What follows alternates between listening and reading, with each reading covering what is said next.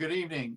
This is the North Andover Board of Selectmen meeting, Monday, December 14th, 2020, our virtual session. And let me read first this, announce this order from our governor. Pursuant to Governor Baker's March 12th, 2020 order suspending certain provisions of the open meeting law GLC 30A-18 and the governor's March 15th, 2020 order imposing strict limitation on the number of people who may gather in one place.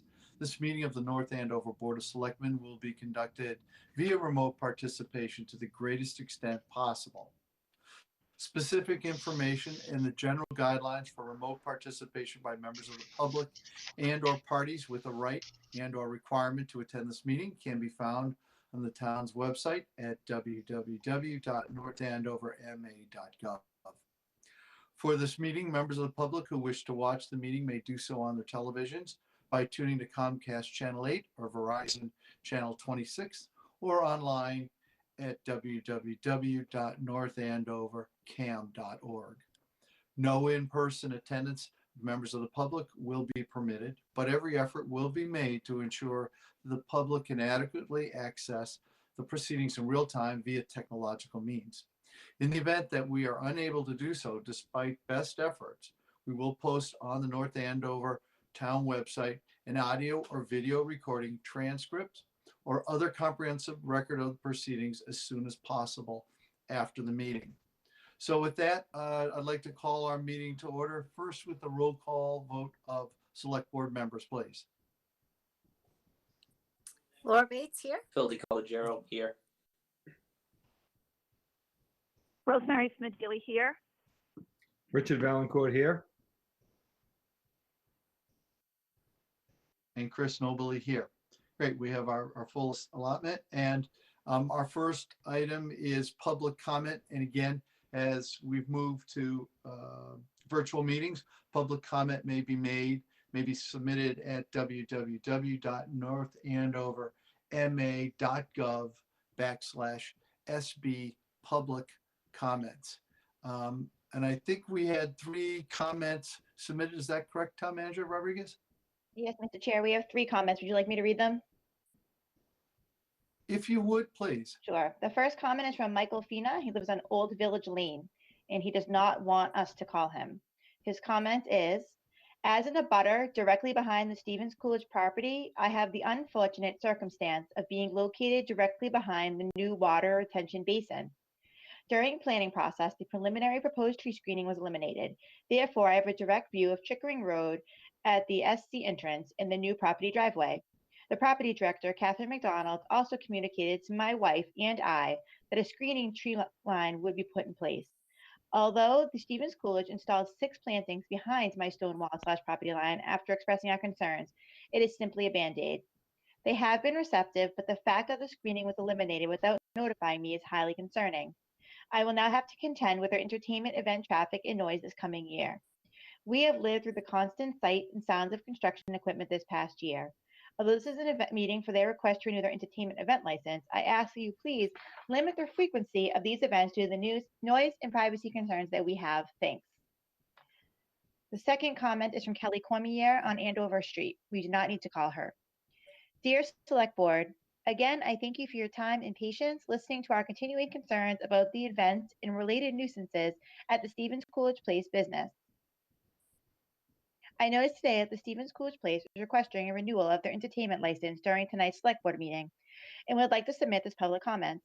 If you do feel that you have to grant the Stevens Coolidge Place a yearly entertainment license, I would request that you consider the following conditions to reduce the continued nuisance in an R3 zone, as well as eliminate the current zoning violations. No vendors or trustee employees shall be permitted to use Wood Lane for access. While the current building permit included a prior concessions by the trustees to close off Wood Lane with a vegetative barrier, they have requested to eliminate that pro-safety and nuisance reducing concession. There are now at least 2 other access points to the Stevens Coolidge Place. Please see attached email to the planning board for more details. A measurable level of allowable noise should be set, measured, and communicated to allow for accurate handling of violations, nuisance, if and when they occur.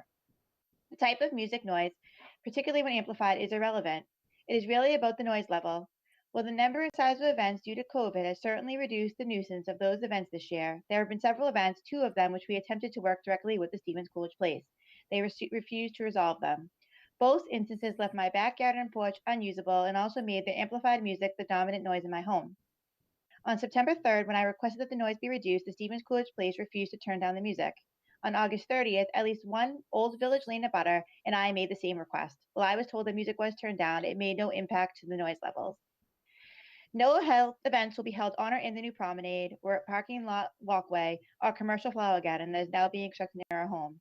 The promenade and commercial flower gardens are in the area that the Stevens Coolidge Police had previously agreed not to use for events, but now has made an additional destination for thousands of daily customers.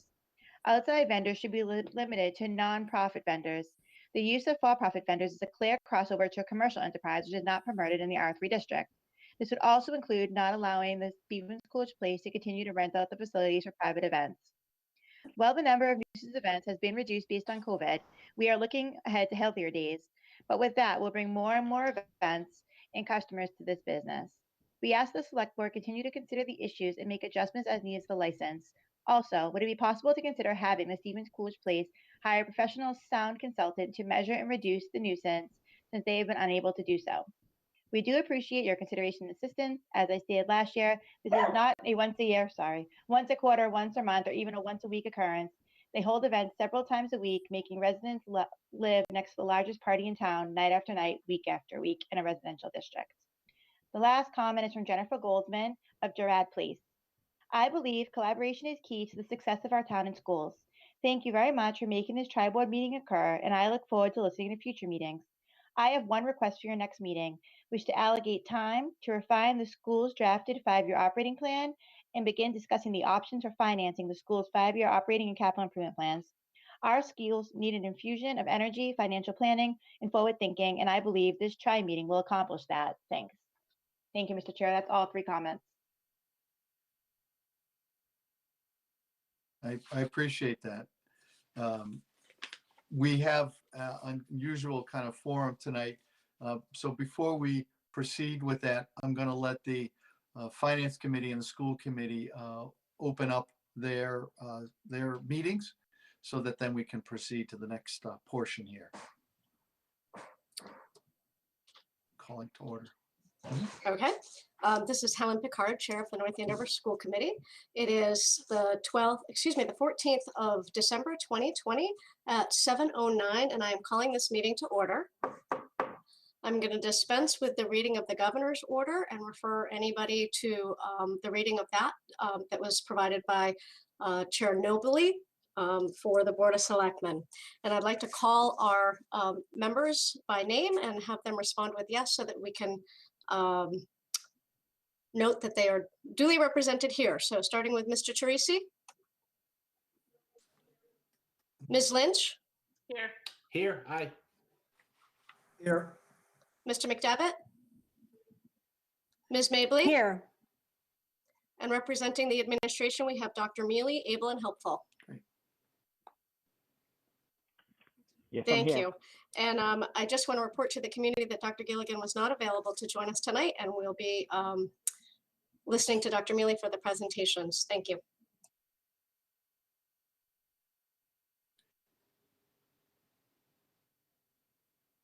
Good evening. This is Sasha Weinrich, Chair of the North Andover Finance Committee. Please note that it is December 14th, 2020. It is now 7:10 p.m. and I would like to call our Finance Committee meeting to order. I would like to start with a roll call of our members. We may continue to our business. Christine Allen. Here. Justin Silk. Here. Edward McMillan. Here.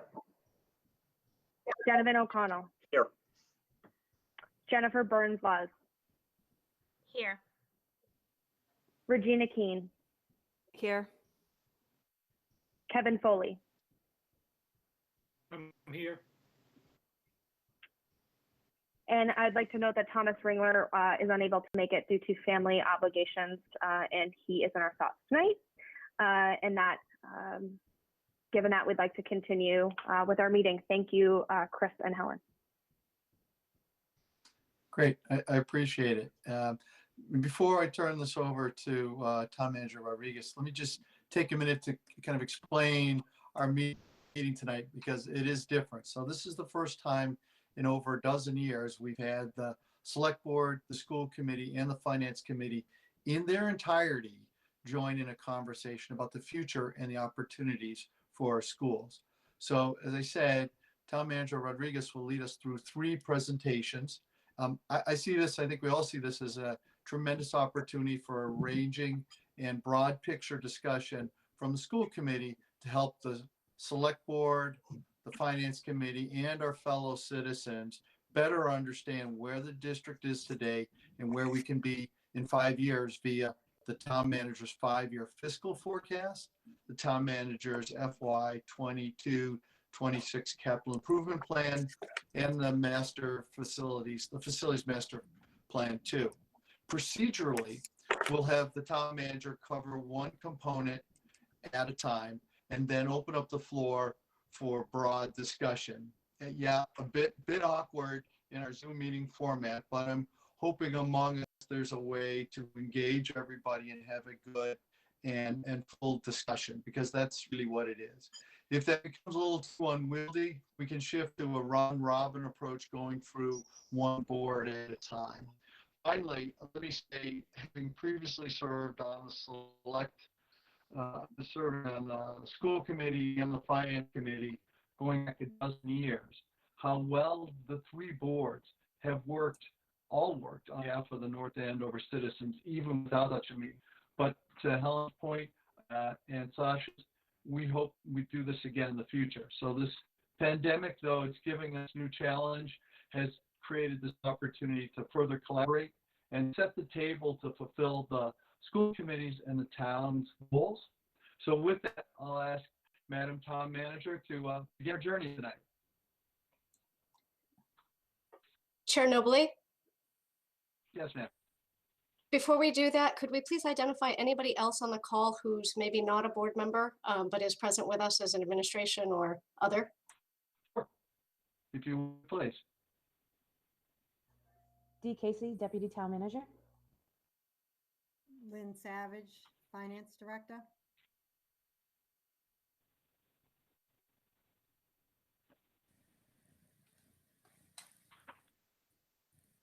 Lori Barzloff, Director of Administrative Services.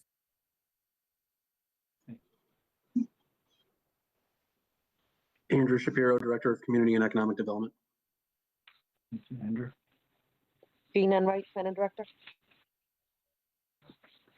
Hey, Jean. Hello. I believe that's everybody. We may have people coming in and out during the meeting because we certainly have a lot of business today. Thank you for coming. I do look forward to hopefully doing this in person next year rather than this way, because this certainly is easier when we're all together. Mr. Chair, if it pleases you, I am going to share my screen. Thank you, please.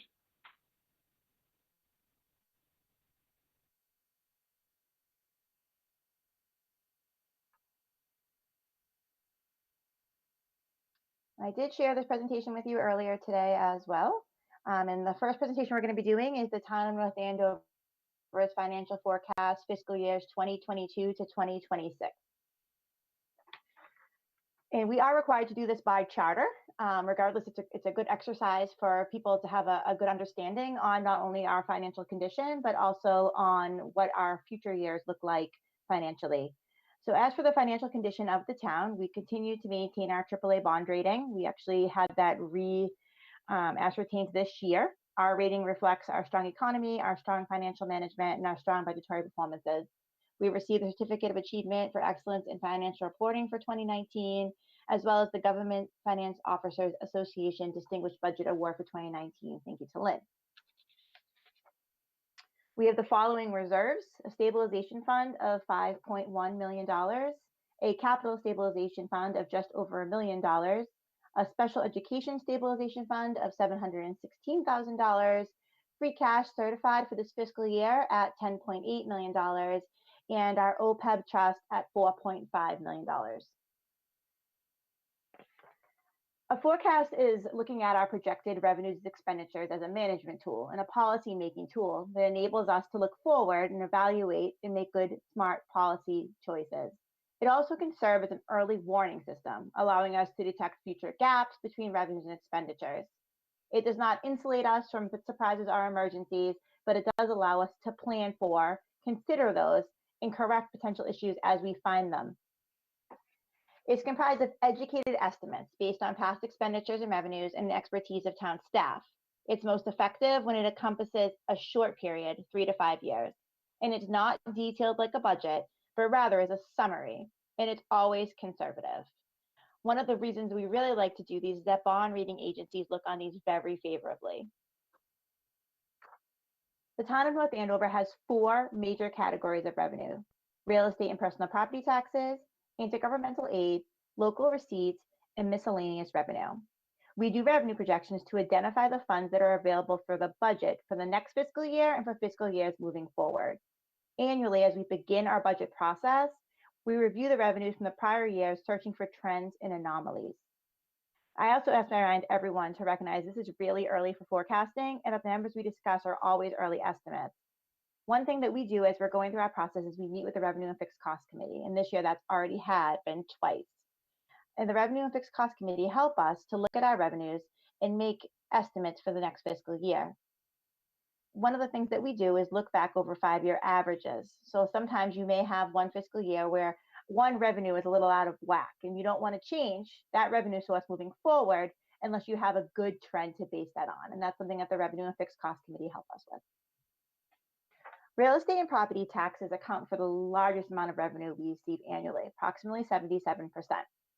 The tax levy is the amount a community can raise through property tax, and the levy can be any amount up to the levy limit. The levy limit raises 2.5% annually as per limitations of Proposition 2.5, but also can raise through 3 separate mechanisms: debt and capital exclusions, which are just a temporary increase to the tax levy limit, an override, which is a permanent increase to the tax levy limit, and new growth. New growth is taxes that come from new development in that fiscal year. So for instance, if we had a new bakery or a new bank, right, that new value is added for that fiscal year and moving forward, and that's a permanent addition. Our new growth for fiscal year 22 is at $800,000. That is more than we usually see. We usually have it at about $650,000. But what we do is we meet with the building department, the planning department, and the town assessor, and we look at what we think is going to be coming on the books in the next fiscal year. This year, we have a couple of larger projects coming on, which allowed us to bump that new growth up. We have $309,474 in debt exclusions in the levy. It's actually going down this year because one of our debt exclusions is falling off. So last year it was $337,000. That brings the levy down. This is up 1% from last year. The levy generally is up 1% from last year. So last year, the real estate and property taxes accounted for 76% of all of our revenues. And as we go through, you'll see why. Our second group is intergovernmental revenue, and that comprises 11% of all of the revenues the town receives annually. That's everything we get from the state: Chapter 70, unrestricted general government aid, and veterans benefits. This can vary greatly from year to year.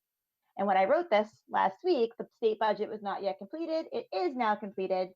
So we're no longer working with estimates. We actually have finalized numbers. So in fiscal year 21, our Chapter 70 is $9.1 million. Our charter reimbursement is $4,690. Our unrestricted general aid is $2.1 million.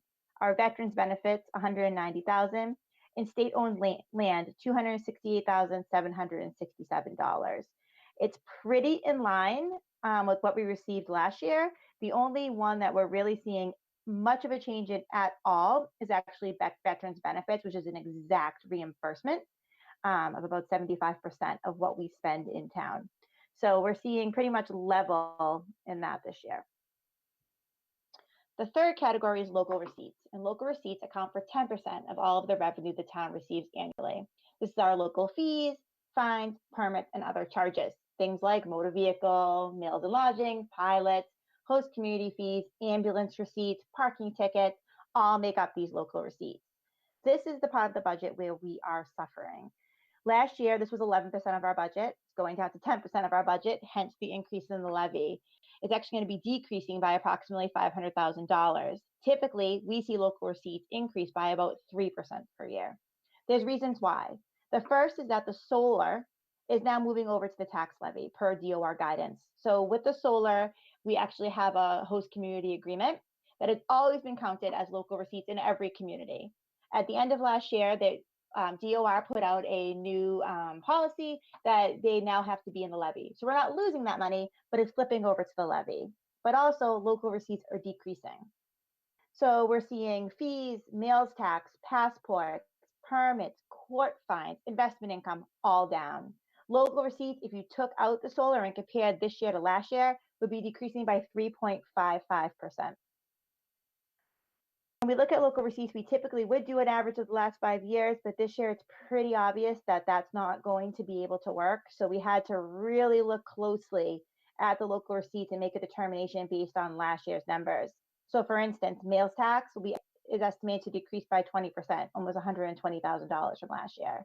Some of the things that you wouldn't think of, like no one's going to get a passport income is down by almost $30,000. And all of those little things are adding up to make a big impact on the budget. The final revenue source we have is operating and transfers and other revenue. It accounts for 2% of our income, and it's comprised of the actual revenue received. So this is mostly made up of indirect costs from the enterprise fund. Basically what happens when we do the budget is that we create these enterprise fund budgets, but we keep things like our health insurance or other costs like that in the general fund budget. And the enterprise fund budget almost writes a check to the general fund budget to pay for their costs. And this is what that operating transfers are. We're seeing a 2.5% increase in operating transfers for the next fiscal year. This is a chart showing you how we're kind of comprised for our revenues. Having 77% tax levy has actually been a blessing during COVID-19. I wouldn't say that probably in any other year, but we've been rather well insulated. If you were a community that had a lot of meals tax or a lot of hotels tax, relied a lot on parking enforcement, had a lot of parking meters, you really were suffering a lot more because your local receipts would be down even more than our local receipts are down. The tax levy has been made whole, and we haven't seen that impacted yet. Could that happen in future years? Yes, if values do end up decreasing. But right now, based on the market, that's not what we're seeing. These are our revenue projections for the next few years. And again, I'm just going to caution everybody that these are really early projections, and people always panic when they start to see these slides about what do the revenues look like and where are we going. The ones that we're really interested in this year is the fiscal year 22, because that's the one we're using to build the fiscal year 22 budget, right? And so remember, fiscal year 22 is the year we're going into. So the fiscal year 22 budget is only going to be a 2.3% increase from fiscal year 21, which means that we'll only be able to increase our budget from fiscal year 21 to fiscal year 22 by 2.3%. So the fiscal year 21 budget was $105 million, and the fiscal year 22 budget maximum will be $108 million. The next thing that we work on is forecasting the potential expenses, right? And we all know what the town's expenses are: education, general government, OPEB, debt service, capital. We think about what it's going to look like, not just for fiscal year 22, but moving forward, so that we can make certain that things are not going to be alarming in the future years. And we have some budget drivers that we need to consider. Things that are fixed costs, things that we know, right? So if we have contracts, let's say that we have contracts for software, we could say, we know we have this signed contract, and this signed contract costs this much every single year, right? We know pretty clearly what our insurance costs are going to be. We have our pension all mapped out. We know from our collective bargaining agreements what our step increases are going to be, or we know from our collective bargaining agreements, if they're already signed, what our COLAs are. And so we use those to create the forecast for our expenditures.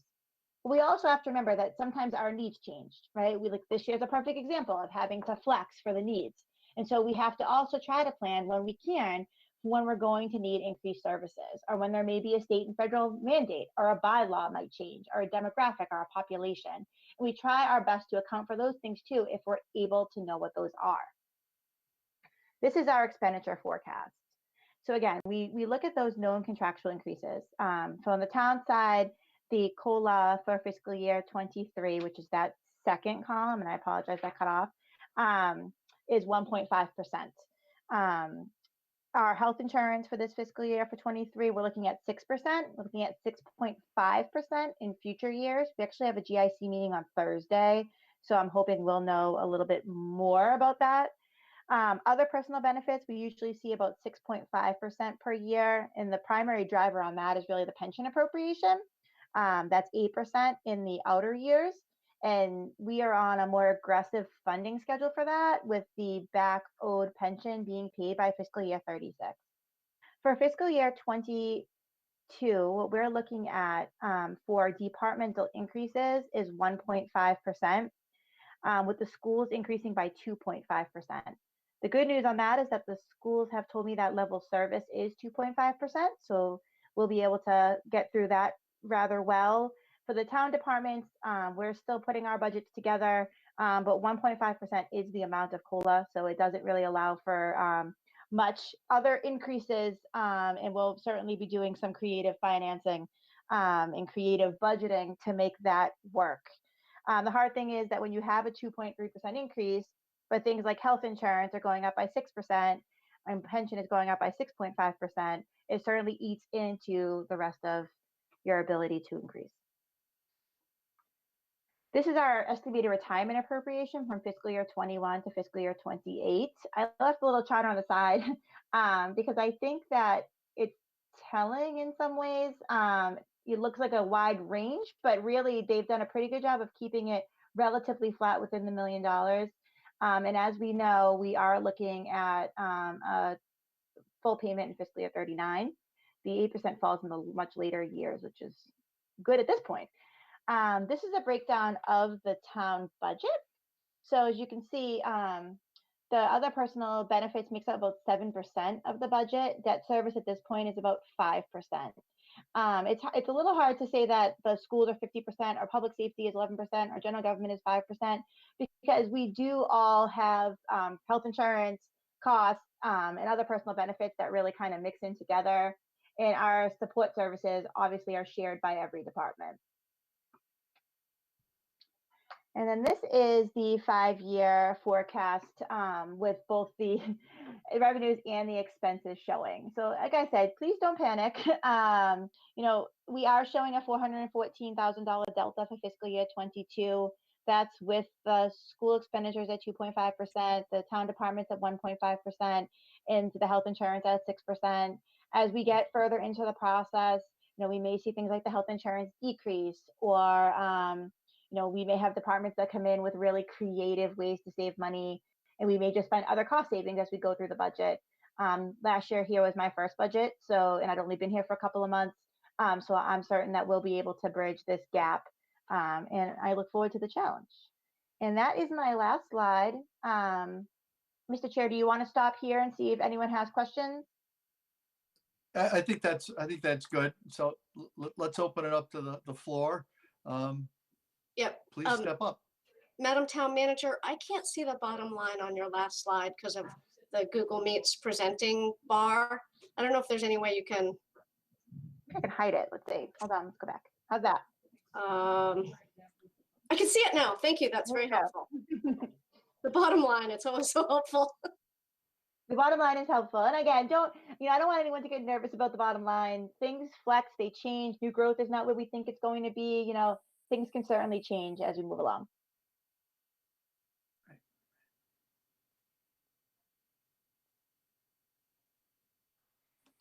I did share these slides with you a little earlier today, and I will be posting this to the website as well for people at home who are interested. Well, I think what it does, go ahead, please.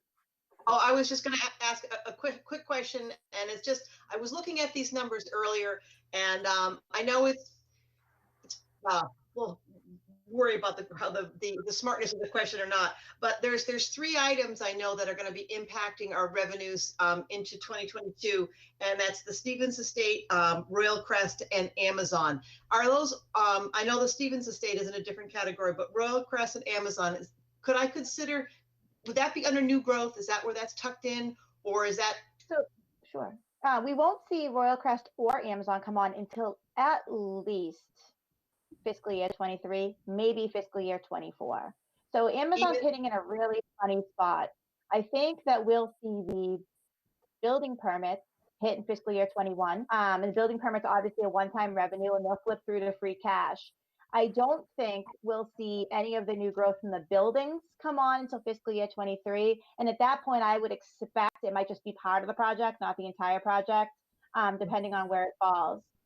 As far as Royal Crest goes, Royal Crest obviously has a lot of work to do before it gets to a town meeting, but it's also a 5 to 10 year build. And so I wouldn't anticipate we would see much of anything for that until probably fiscal year 25 or 26. Okay. Yeah, I was interested in, like, for Amazon, the permitting and fees, but you're saying that that's this year. That's in 21. You just said, is that right? Unfortunately, we think that's going to hit in fiscal year 21. Okay. Thank you. But No, thank you. excuse me, this is Sasha Weinrich. But to be clear, Melissa, is that included in the 969,000 number for new growth? It's No, because it's a one-time. Just if you could explain that to everyone, that'd be helpful. So the fiscal year 21, the number that we're going to be receiving in fiscal year 21 from Amazon, or that we anticipate we'll be receiving, it's actually probably between $4 and $5 million in building permit fees. It's a one-time revenue, so obviously not used to build our budget because it would go away, and in the following year you would create a structural deficit. So what will happen is that money will actually fall to free cash. You'll see later on we talk about the capital that we use it as kind of a replenishment for our free cash fund going into a lot of bigger capital projects.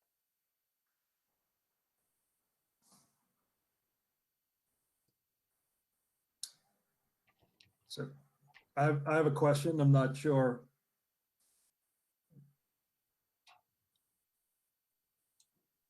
Go for it, Mr. McDevitt. Okay, I couldn't figure out if I needed somebody to acknowledge me or not. So sorry about that. Please go. This is great. This is definitely helpful to see a 5-year projection of where we are and what's coming in. And I understand that these are estimates at this point. However, one of the things that I look at here is when I look at the schools, we're projecting level services at 2.5%. And for the subsequent years after that, we're looking at 3%, if I've done my math correctly here. There are over 310 towns in Massachusetts who fund their schools at a higher per pupil ratio than North Andover. So I'm just wondering, where do we start to chip away at that? I know we can't go to top 50 in 5 years, but is part of our plan to be top 250?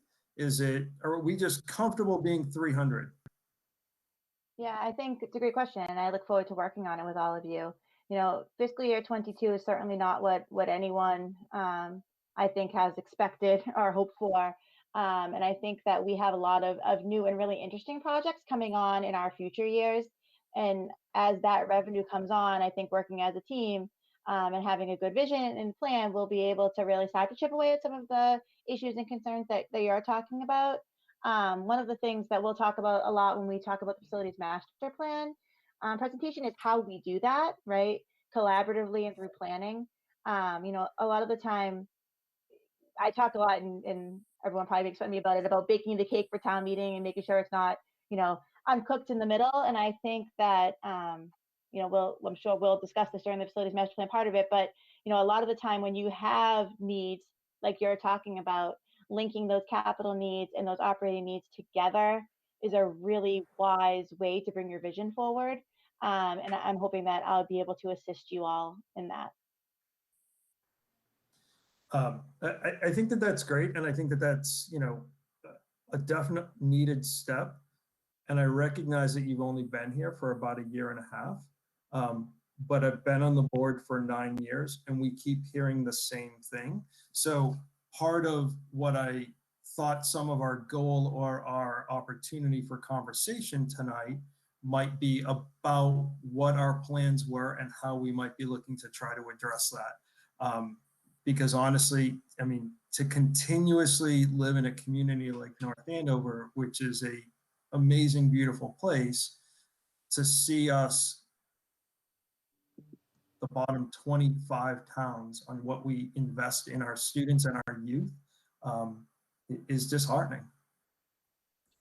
Yeah, we run a lot of comps, and I don't know how many of you have taken the opportunity to really look at ClearGov, which is our budgeting tool that we have that allows you to run comps and look at where we fall into our peer groups.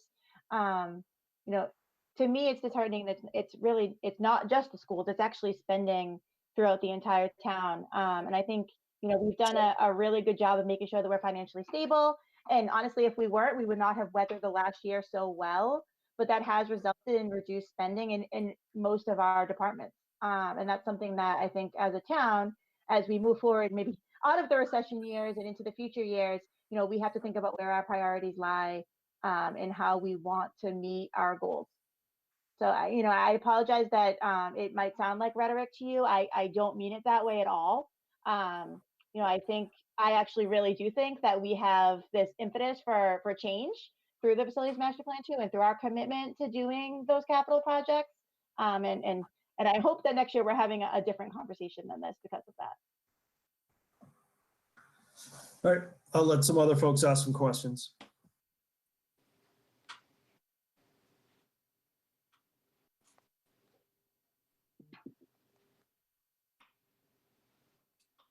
So Madam Town Manager, Mr. Chair, this is Richard Valancourt, Yes. Board.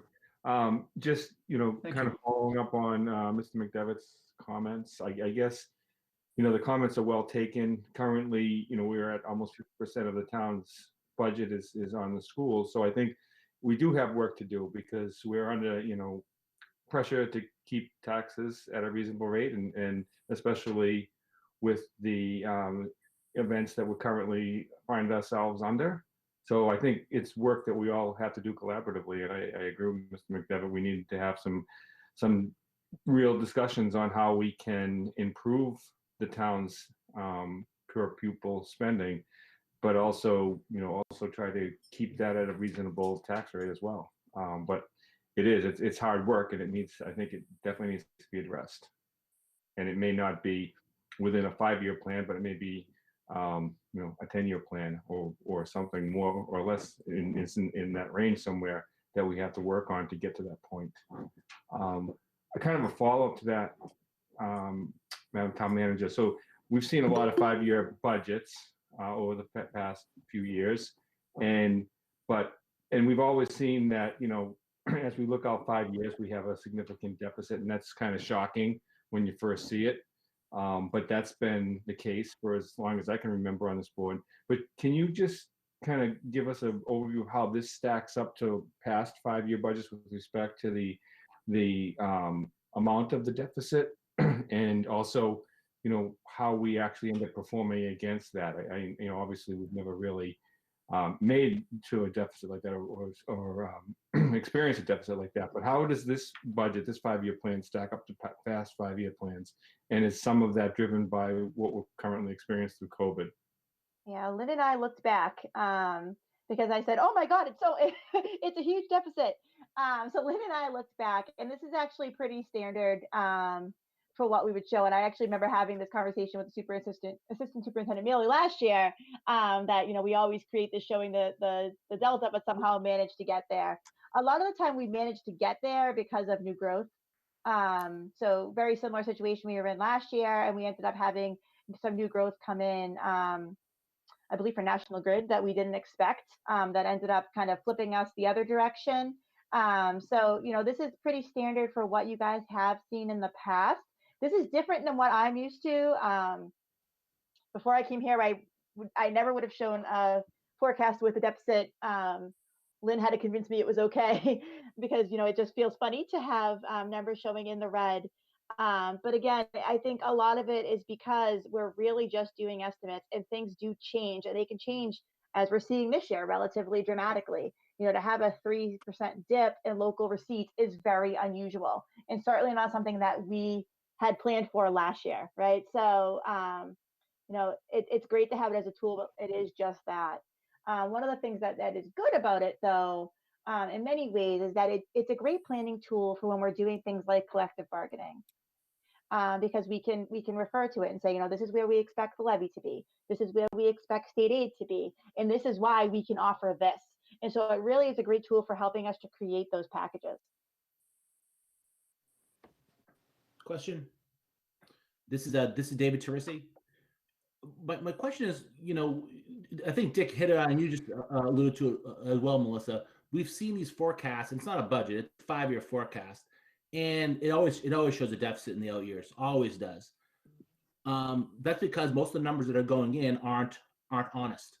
I think you just alluded to the fact. I mean, look at new growth for this year. It's close to $1 million estimate. It's probably over that. You talked about Amazon coming online in FY23 or FY24. How come you're not reflecting that in the new growth then? Because the building permit's not pulled. So I'll never reflect the new growth for a forecast. It's a budgeting tool. It's a forecast. And you're going to forecast that Amazon's coming here, right? Honestly, up until maybe last week, I might not have. Now they finally closed. So I think we'll start seeing faster progress. But I can't responsibly I don't feel that I can responsibly forecast for a project that doesn't have building permits yet. Once you have building permits pulled and you actually have the value of the construction, it's a lot easier to build those numbers out, or even a construction schedule. Man, up until last week, Amazon had not closed yet. We did not have a construction schedule. We still don't have a construction schedule. So without a construction schedule, I don't even know what year I would put it in. And so again, it's an estimate.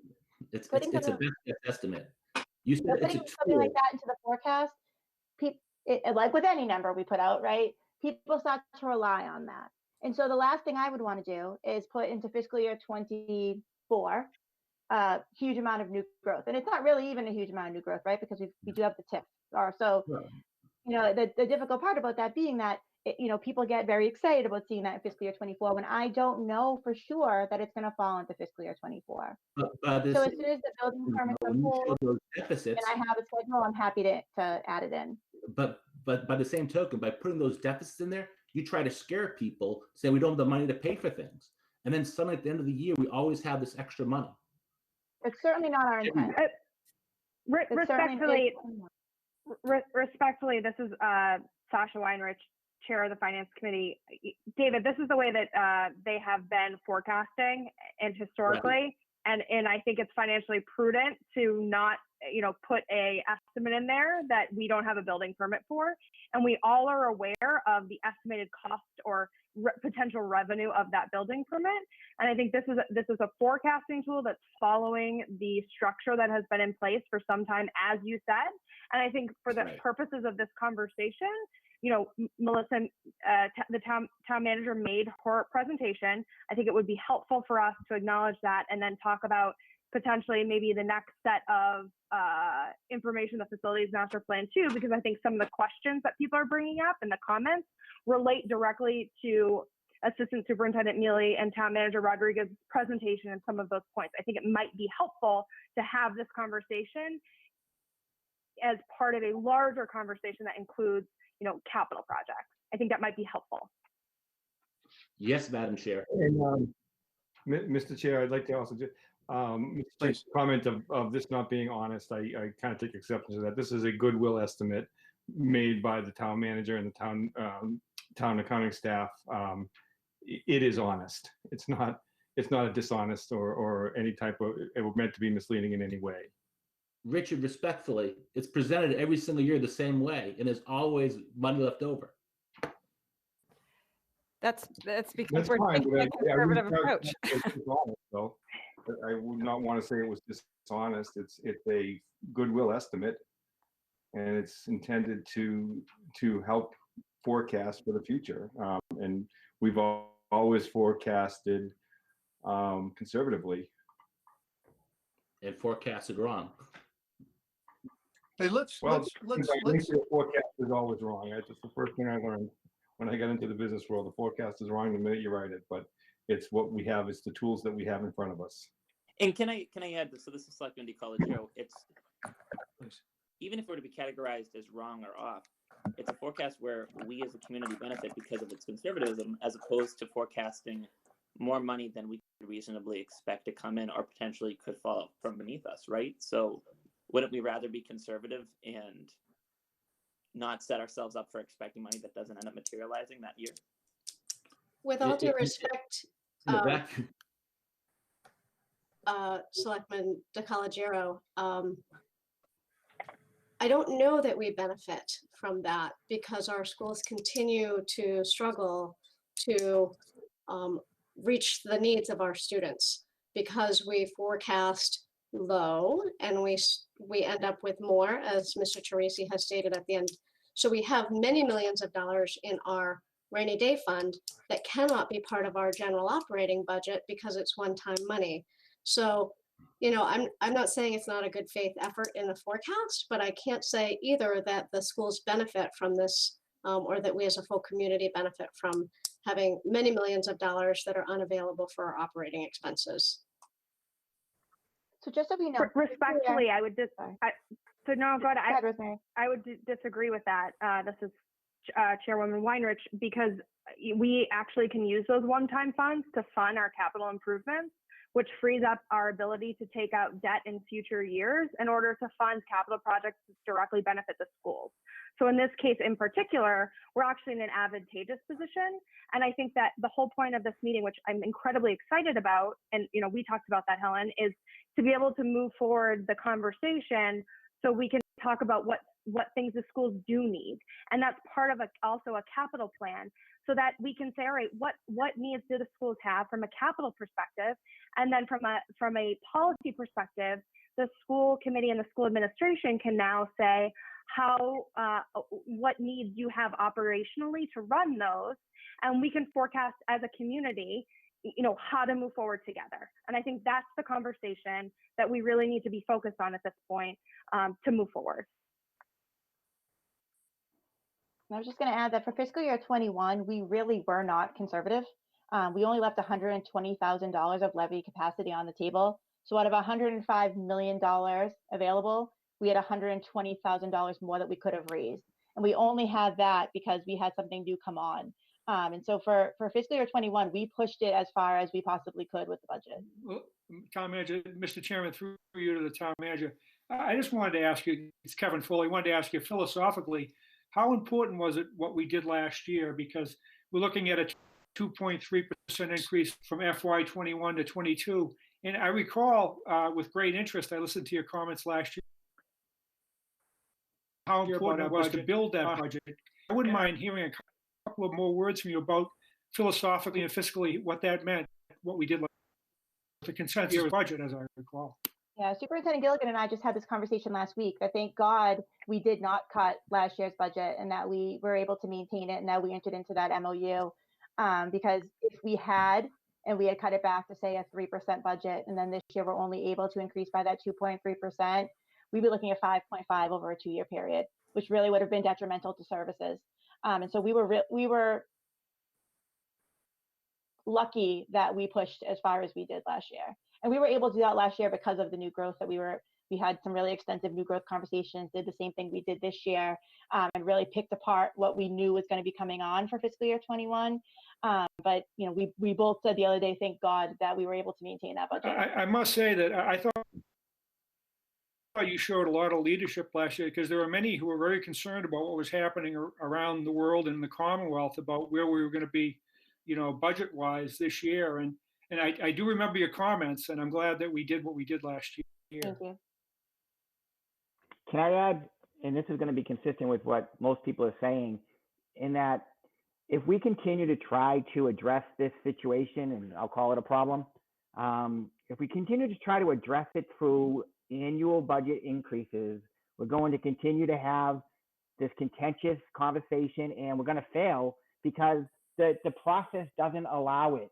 As you can see, you can't project far enough out to say, okay, we're going to increase this that much more.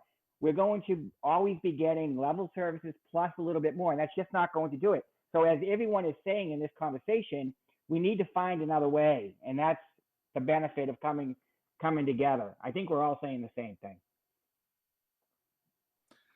Jim, and I would add, and I think, those folks who have run a business understand about trying to expand a business.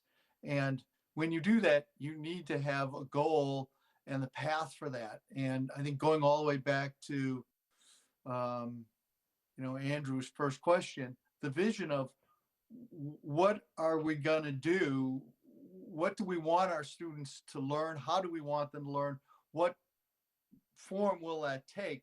You have to create that destination. And I think that's part of the other piece of the discussion here, which is no matter what the budgeting amount is, it's what are we getting for those services? And I think that's also part of what we hope to hear from the school committee going forward, which is tell us what that destination is, why that's a destination, why the investment should be what it is. I think that's the other half of the calculation. It's like any business. You've got to show the destination, the path, and why that's valuable to get there. Yeah, well, with all due respect, we did that last year. We presented our 5-year plan, and it included all of and it's not just the teaching and learning, it's the providing the services for our students that they're not getting right now that help them and get them ready to be ready to learn. So that includes counselors, it includes EL services, it includes reading tutors and teachers, and really addressing the social emotional issues that get students to learn. And then it includes all of those additional positions we've talked about at the high school, middle school, and elementary level for reducing class size and really focusing on improving teaching and learning. So my question is, do you think that 5-year plan is sufficient to drive your request for the next 5 years and how it ties into this? Well, the way it or do you think there's something more that we could do collectively?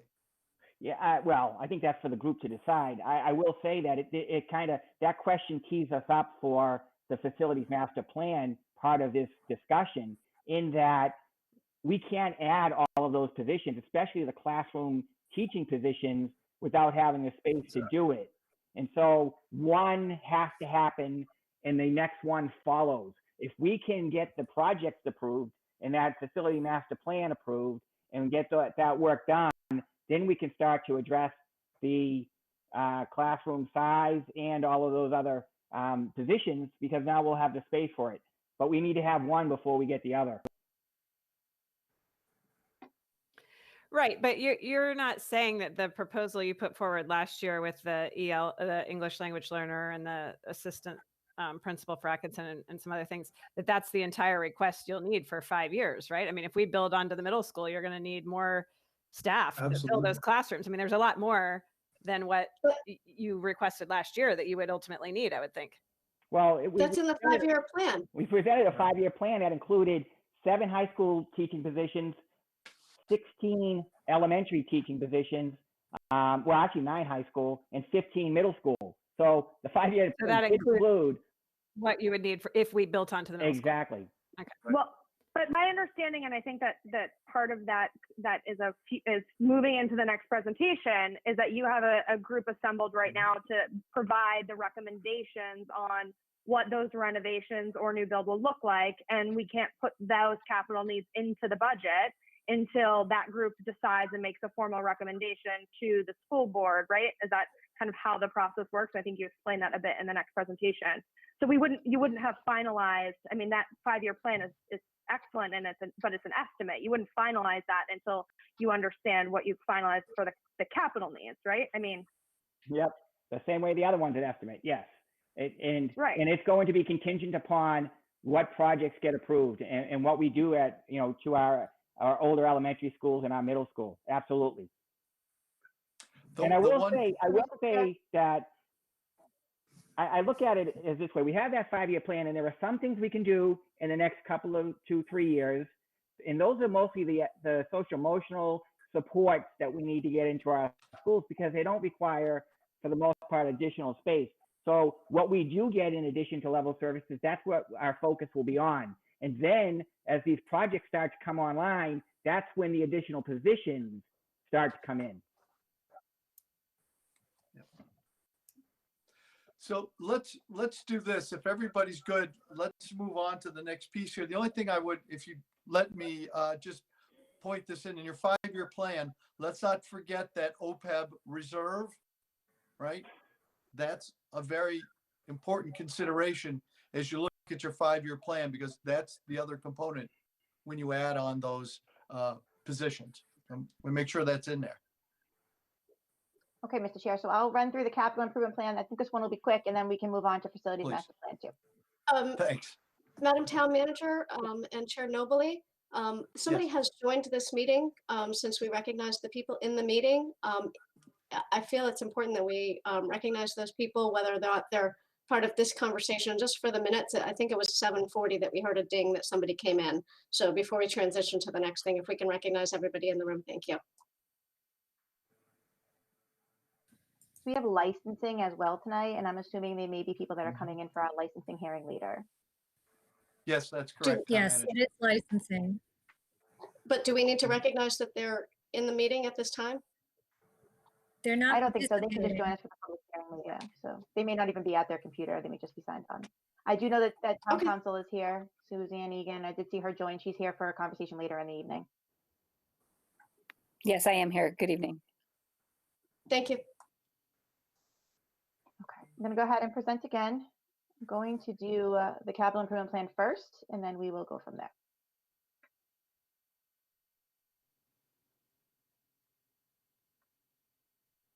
At the beginning. Okay, so first we're going to quickly run through the capital improvement plan for fiscal year 22. So people who don't know, a capital improvement plan is basically identifies all of the capital items that we're going to be doing in the future fiscal years.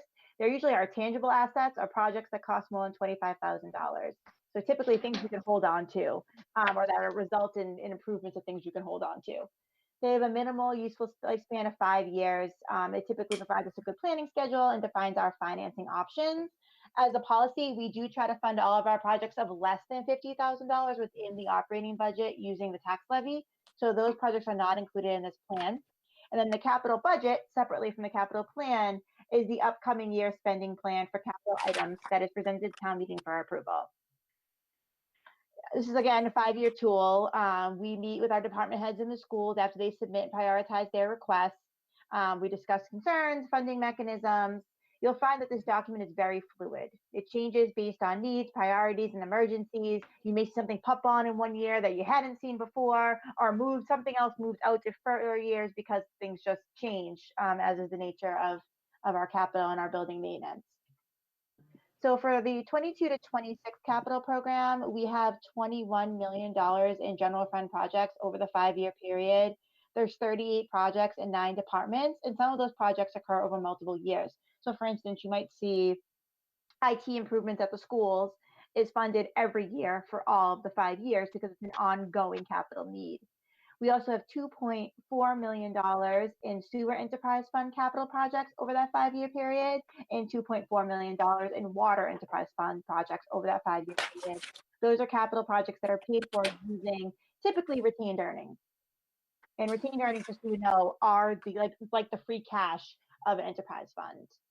I'm not going to get into Facilities Master Plan 2. I created this slide because I like my slides to stand alone. But the one major point is, and I will get into Facilities Master Plan 2 in my next presentation, but one of the major points that it's important is that the capital program really is incomplete right now, right? So we're not contemplating the items that are in the Facilities Master Plan 2 in the capital program this year, which is problematic in some ways, right? Because we don't have those amounts plugged in, but I have found it's often more problematic to put amounts or estimates out that just are not correct. Typically, once you put a number out there, everyone holds on to that number for the rest of time, and nobody wants to see that. So, you know, we're all looking at this capital program with the eye and remembering that we have other things that will need to be added once the Facilities Master Plan 2 is finalized. So this is the fiscal year 22 recommended plan. We've got playgrounds, which we do every year for $200,000, playground improvements, which is maintenance for $50,000, an evidence processing garage at the police station for $600,000, radio infrastructure at the police station for $282,000, a replacement engine truck at fire for $757,000, a command vehicle replacement at the fire department for $67,000, district-wide paving at the schools for $200,000, a replacement of the floor at the middle school performance center for $200,000, an Atkinson Elementary cafeteria floor replacement for $75,000, school drainage for $50,000, district-wide exterior maintenance and renovation at the schools for $50,000, and school IT for $200,000. We have roadway improvements at Public Works for $1.2 million, culvert and drainage infrastructure assessment, the assessment part is this year, for $300,000, sidewalk reconstruction for $350,000, municipal IT replacement, which is really just replacement of hardware, at $50,000, miscellaneous building replacement and repairs. This happens throughout the schools and the town. This is a shared service, $350,000, and a replacement to the bus at the senior center for $80,000 for a total of $5,067,827. This is the 5-year plan. It is available on our website and in your books, but it kind of shows you some of the projects that we have out in the future years, as well as what the amount of those projects are. And so you can see where the departments and the town have prioritized the different projects. The fiscal year 22 funding plan actually is using a majority of free cash. So we're asking to use $4,047,827 in free cash to fund this plan. $820,000 be funded with Chapter 90, and then we have a CPC application amongst those projects for $200,000. We are advising against using debt this year. We have cash on hand, which we know will be replenished by one-time revenues this year, so free cash will be brought back up. And since the Facilities Master Plan 2 is in its infancy, we would like to reserve our debt for future years to avoid adverse impacts on taxpayers. So again, why not debt? The town has a policy of keeping debt at or below 5% of the total operating budget. With the plan, the way that we have it right now, the debt percentage would be 4.17%. In fiscal year 22, we have $655,000 in debt falling off. By using free cash to fund our capital budget again this year, like we did last year, an additional $400,000 will be freed up in fiscal year 23. That would leave capacity within the levy for a new $1 million debt payment in fiscal year 24, which we could use to fund the large capital projects that are contemplated in our Facilities Master Plan 2. Do I think we'll be able to fund our entire Facilities Master Plan 2 without any exclusions? No. But a $1 million debt payment is a good start, right? And so we typically say that for every $1 million in debt roundabout, you have about $100,000 payment, right? And so if you look at it at that metric, that would mean we'd be able to take about $10 million in new debt without having to go for an exclusion, which I think would be really sound at this point. So in essence, the plan would be to save that $1 million over the next 2 years to use to offset the big projects that we know are coming on. Additionally, we do know that free cash is going to be replenished by the Amazon permit. So we don't really need to worry about not having any one-time revenues that we may need. The water CIP, the plan is to use retained earnings to fund this project. The retained earnings are certified at $4.8 million. They have one project coming on for fiscal year 22, which is a lab renovation. And for the sewer CIP, they actually have 2 projects coming on. One is for a jet vac truck, and the other one is actually just improvements to the sewer collection system for a total of $705,000 in year 1. Again, the plan is to use retained earnings, and those retained earnings were certified at $4.9 million. There are a few other potential financial articles, and I always like to let you know that, because when we're talking about spending free cash or spending reserves, it's good to know what else we might see at town meeting. We're definitely going to have stabilization transfers. So we try to keep our regular stabilization accounts at 5% of the last year's general fund revenues. So we need to make a $140,000 transfer from free cash to stabilization. And then for the capital stabilization account, we try to keep that at 1% of the prior year's general fund revenue. So we need to transfer $35,490. I recommend transferring a little bit more. As I mentioned before, we do have a balance in that account of $1 million. That would bring that up to $1.5 million, which would mean that we could do some design for some of the projects without having to get debt, which I think would be a really wise move on our behalf. The final slide is just showing our balances and our reserves. I went over this a little bit with you during the 5-year forecast. We have $10.8 million in free cash, $5.1 million in our stabilization, $1 million in the capital stabilization, 761 in the special ed stabilization, and then those are our balances for retained earnings. Thank you, Mr. Chair. Thank you. All very helpful. I would just say before the rest of the committee step into this, I hope folks can really appreciate the breadth of the projects that we're putting out there in terms of touching the police, fire, school, public works, library. I mean, it's very impressive being able to impact all those departments. Any thoughts from the finance committee about this? You know, this tends to be a big bailiwick for you folks to drill into.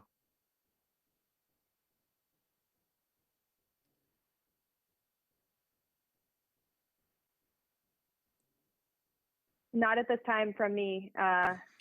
Chris, I don't know if any of the committee members have any specific comments. I think we'll just need some time to digest it a bit more. And I'll go ahead and share the document with you. It is now available. And then I'm always happy to come to another one of your meetings, or if you have questions about individual projects, I'm sure any of the department heads would be happy to come as well. Excellent. Thank you. That's great. All right, can I ask a quick question? All right. Town manager, the architect fees for like for the middle school project or anything, has that been baked in there at all? I mean, I wasn't really sure whether that had started yet or whether we were funding yet that part of the project just to get it going. The only part of the project that's been funded for any of the Facilities Master 2 projects is actually the designer, the schematic design to do the Facilities Master Plan 2 presentation, which, Laurie, correct me if I'm wrong, but I think was $180,000. Yeah, I saw that in there. So what does that entail? Is that's just the funding that goes into hiring someone to determine how much it will cost to do an architectural plan? So is it the cost before the big cost? It's like the cost before the cost before the big cost. Yes. So basically what they come in and do is they go through all of our buildings, do a building assessment, let us know what the deficiencies are, and then they work with us on creating kind of schematic, very schematic designs and cost estimates based off of those designs so that we can do a 5-year plan. Okay.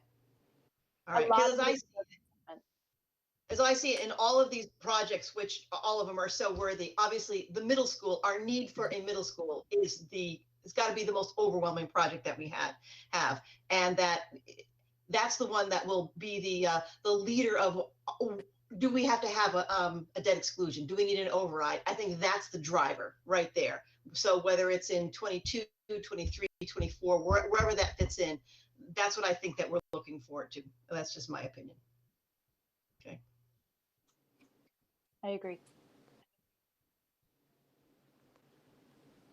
Okay, Mr. Chair, if there's no more questions, then I'll move forward to the Facilities Master Plan 2 presentation. Please. Thank you.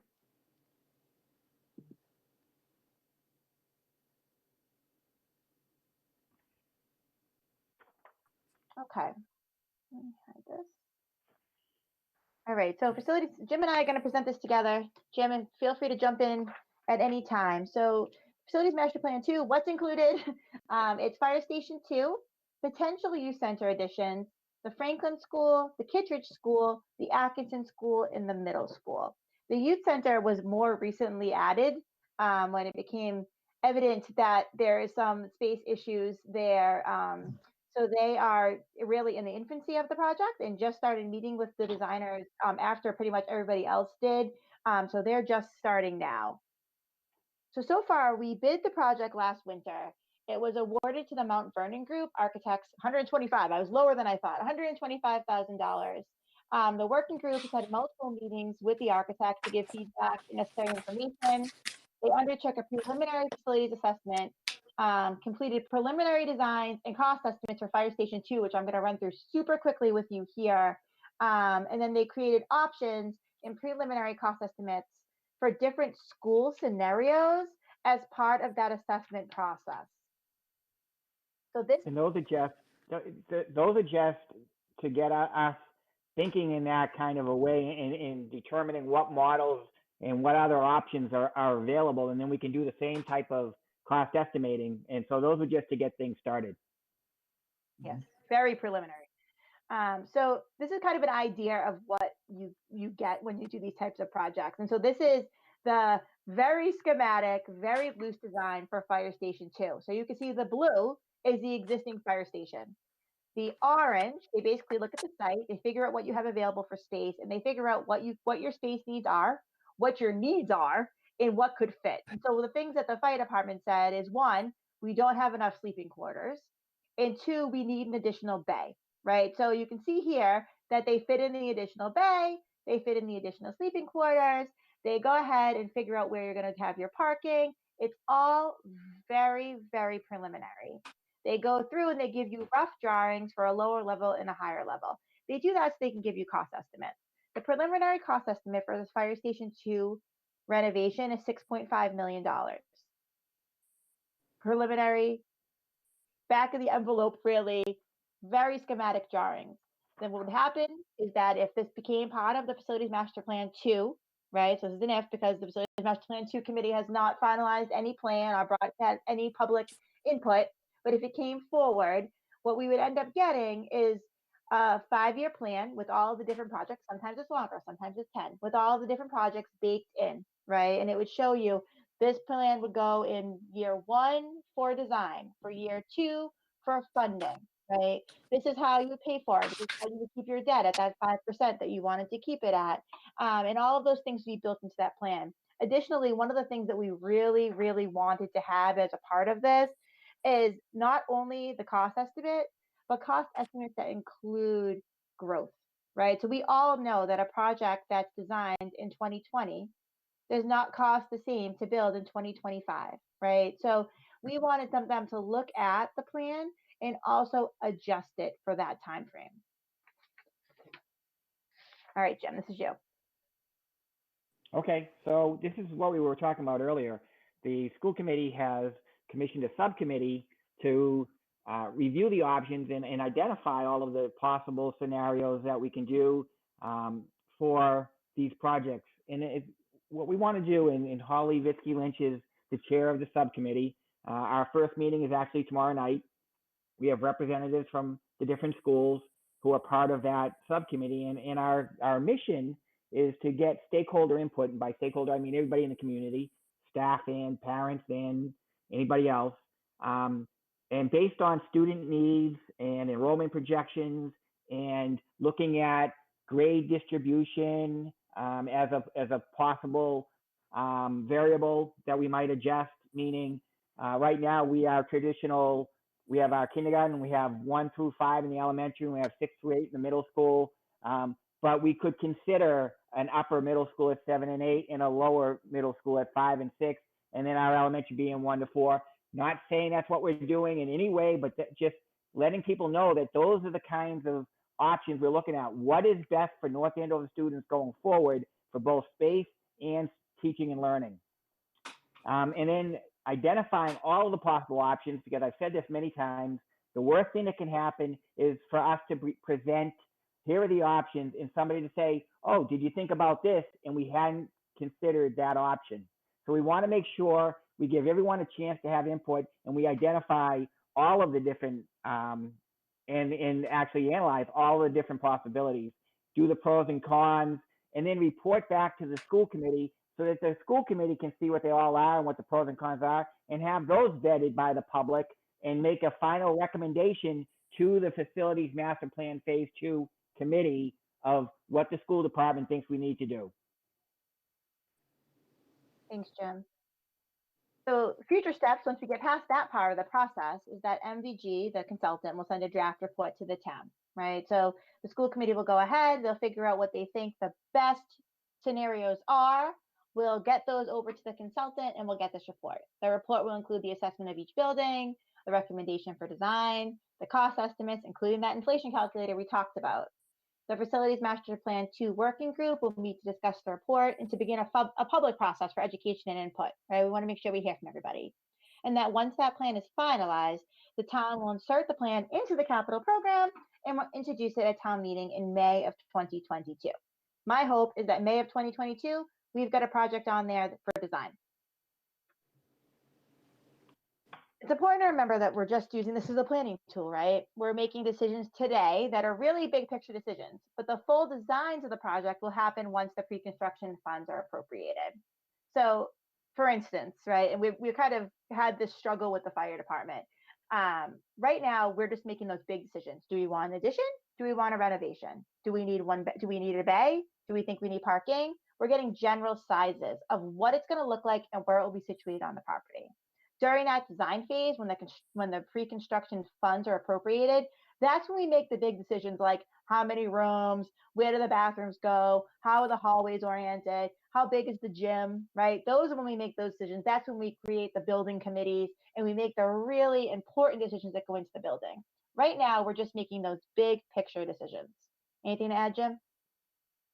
Nope, not now. So the budget and the facilities master plan to meet, and this is something that Superintendent Gilligan and Jim and I talk about a lot.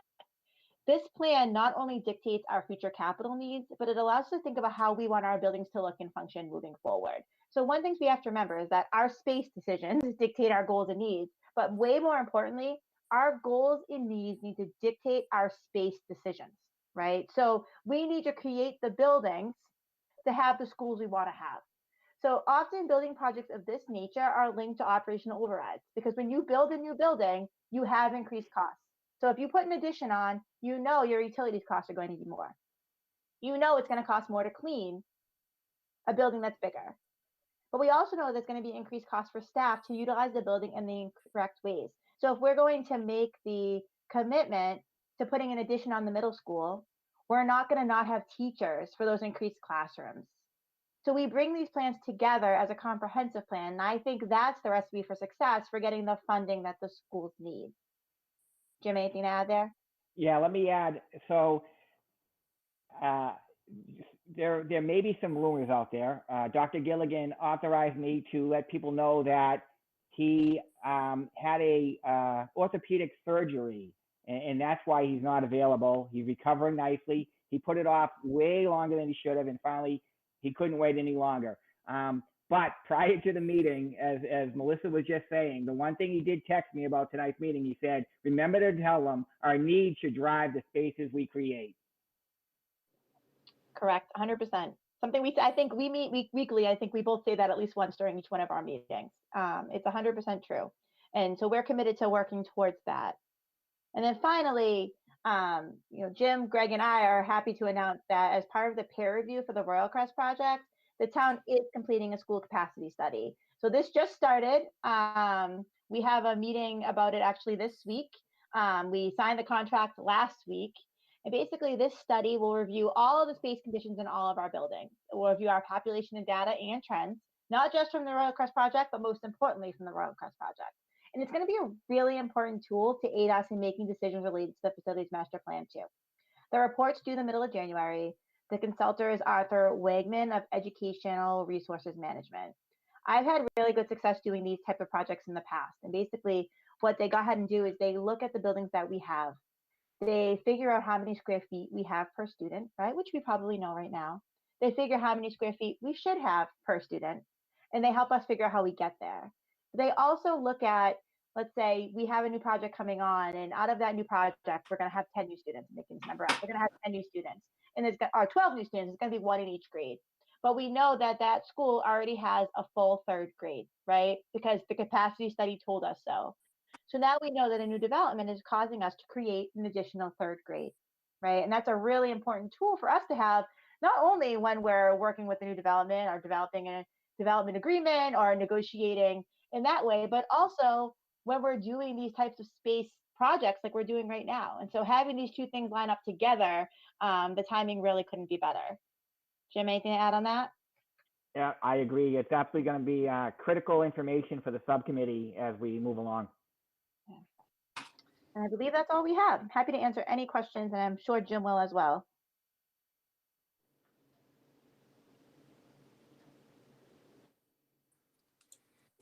Madam Town Manager, if I can just ask, I just want to be clear on this. We're looking at completing the work of Facility Master Plan 2 to bring forward to town meeting in May 2022. Yeah. And are we looking at something that's coming forward to town meeting in May 2021? Perhaps the study of the fire department or something else? No. So we did consider bringing the fire department forward in fiscal year 2021. Much to the fire department's dismay, we are not doing that. And we're not doing that for two reasons. One, I don't think this is the year to bring a large capital project on. I think that we have a lot of people who aren't working. We have businesses that are suffering, and I wouldn't want to see that this year. Two, I think it's really important and maybe even more important that this entire plan come forward together, and that it's a collaboration between the town and the schools, and that we're supporting each other in this process. And so we won't be bringing forward any of the building projects this year. Okay, and then further clarification, when Facility Master Plan 2 comes forward in May 2022, and we're looking for the town to approve multiple projects over multiple years. Once that's approved, that's baked into the budget and we don't have to go back every year to look for those approvals, or we do need to go back every year and look for those approvals for the studies and then for the build and then for whatever funding mechanisms we may need. I can tell you how you've done it in the past. So in the past, what you went ahead and did was you brought Facilities Master Plan 2 to town meeting and you presented it, right? And you got the town's buy-in for the project, but you did the actual individual appropriations year by year, which makes sense because when you do a building project, you really wouldn't want to bring the debt on until the building starts, right? Because you'd be paying for debt that you don't when you don't have anything to show for it. And is there a risk then also that the projects go off the rails because we have to do year by year approvals and we don't know if there'll be a pandemic or if there'll be a housing bubble crash or some other economic disasters that happen? There's always the risk for that, unfortunately. I think that if we create it in a thoughtful way, and we're very collaborative about it and very honest and transparent about it, what I have seen in this community is that there is a real commitment to maintaining our capital needs, which should be applauded because it's not true in every community. A lot of the time people don't want to spend money on things like buildings, but we don't see that here. And so I think that if we come at it collectively, we can see success. Yes, and and just to add to that, Madam Chair, I think when we did Facilities Master Plan 1, we did that exact plan as we took it. We did the plan year and then the build year and brought each one of those to town meeting and then also reported on what we had accomplished the previous year. And I think that really made that a digestible plan for the town meeting. We didn't bring everything all at once. We did master approved all at once, but each project was drilled and brought forward in a given year. And I think that made it sustainable. So, but you're right. I mean, we can't plan obviously for any kind of, hopefully no more pandemics or anything else or any kind of downturn in the economy, but we can only do what we can look at this point.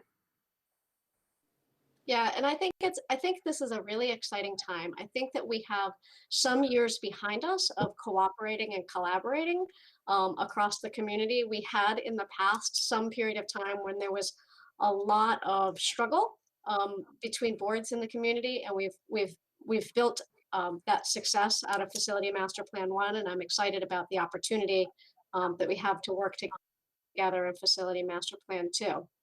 And I would at the same time emphasize that, we have some very older buildings. We have some schools that have had temporary classrooms way past their expected lifespan. We have schools whose basic facilities are inadequate for the needs of students right now. That's without even thinking about the next students that are coming on and, reducing class size and all those other things. So I know that that this community is really ready to address both those aging building concerns as well as looking forward to the future. So I really do appreciate the process. Can I just add that I'm excited about the timeline because I wouldn't want the work of the subcommittee and then what the school committee has to do to try to be done in that condensed timeline for this coming. It just would not be a good product. It's going to be a much better product and much better vetted for 22. Jim, could you speak, this is Sasha Weiners, could you speak to that a bit? That was kind of going to be where most of my questions were surrounding is timeline. So looking at kind of that next steps and future steps slide, what does that generally the timeline look like from now until we get to the town meeting in which those kind of initial plans will be presented? So what I would anticipate between now and May of 22 would be the subcommittee for a few months, probably into the summer, going through identifying all the different options and vetting them and getting more input. One of the things we're going to do as a subcommittee is bring people in. We consciously kept the committee small to 8 people, but we're going to bring people in when we need them to get their perspective, and then get it to the school committee so that in the fall they can start to analyze it, look at that, and then get maybe have some public hearings to get more public input and get us really teed up for town meeting in May of 22.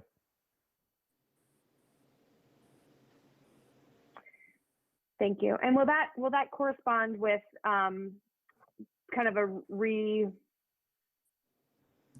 5-year plan that's reignited after kind of we hopefully have moved past a bit of COVID, or can see the light at the end of the tunnel after next year we'll have a following kind of operating budget that may look more like normal times, or what hopefully normal times look like in the future with an expanded budget, I think is probably your hope. Is that how you're gonna kind of present that?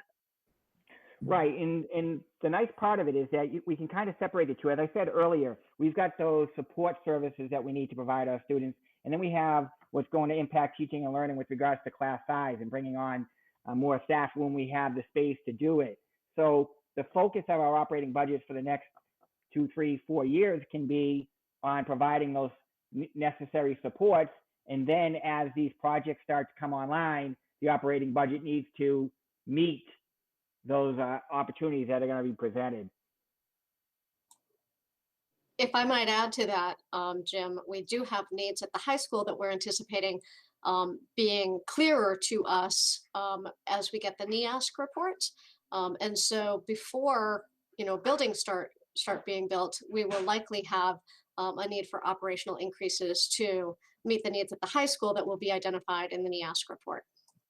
Yeah, excellent clarification, because the one item for staffing that could be kind of pulled out and addressed anytime is the high school, because the high school has the space, and so if it does address the concerns or the recommendations made by the recent NEASC reports to change the schedule, then that could be accomplished without any type of a construction project. And for those interested, that is on our agenda on this Thursday to have the preliminary information from the NEASC report. And it's my understanding that there's about 40 commendations and 40 recommendations that we'll be able to address. So we're not getting into that level of detail in December, but we will be seeing more information as we come along.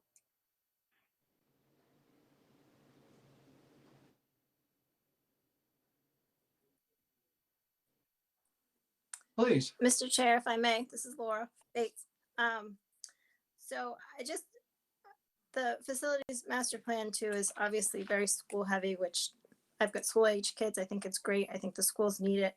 But we do have half of our residents, I believe, that don't have kids in the school system. And I think if it's important, if you don't mind, Dr. Mealy, to maybe touch upon, and we could be here for another 2 hours if you went into detail, but maybe just like high level, could you just hit the points of why, the social emotional learning is so important, and why smaller class sizes are so important, and how that's going to move the schools forward?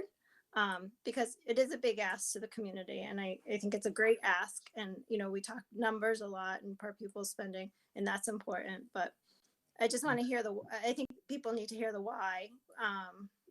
And I, like I said, I have kids, I see it. I know that we have needs in the schools, but I think it's important to say it and to say why, if you don't mind. May I interject before you do answer that, Sure. Jim? I just would remind us of our historical perspective that we have recently done a number of municipal projects that needed attention. The police station, the town offices were working on this, the senior center. So it feels to me almost as if we've taken turns in town about what needs to be addressed. And quite some years ago, we did the Thompson School. We did some work at the Kittredge School. Of course, we did the kindergarten, but we've also done a number of municipal things. So it's, you know, where the need is the greatest is the direction that we need to go in. And then I'll let Jim go ahead with the future. Thank you for listening. Well, I just would add that that was the plan all along. I was on the Facilities Master Plan Committee for Phase 1, and consciously the decision was made that Phase 1 is going to be town heavy, and we're going to address the school needs in Phase 2. So that was the plan all along. As far as the need for those support services, as you can imagine, with our per pupil amount being as low as it is, we've really struggled over the years and kind of patched together those supports through grants or any way we could. And so North Andover is becoming more diverse, and it's more diverse than people realize. And we have a lot of needs in the way of English language learners, the social emotional issues. So we need counselors that we don't have, and those types of supports to really get the students ready to learn emotionally. Because until they're there, you know, a lot of teaching and learning is not going to happen. So that's why the focus in the first part of the plan is on that aspect of it. The research has shown that smaller class sizes, and it's interesting, you know, people have talked about some of the, you know, you're always looking for the silver lining, right? And going through this pandemic, teachers are seeing a huge benefit to having those small groups. And one of the things we're hearing is that they're moving quicker through curriculum when they're, not that, you know, overall that's happening, but when they're with a small class, they're getting things through to them much quicker, and it's easier for them to monitor that and assess. So they're really seeing the benefit of smaller classes. Not that we want, you know, this to continue, but we've always thought that the smaller classes would improve teaching and learning, and we're seeing it in reality. So those two combined things are really what the focus of the 5-year plan is on.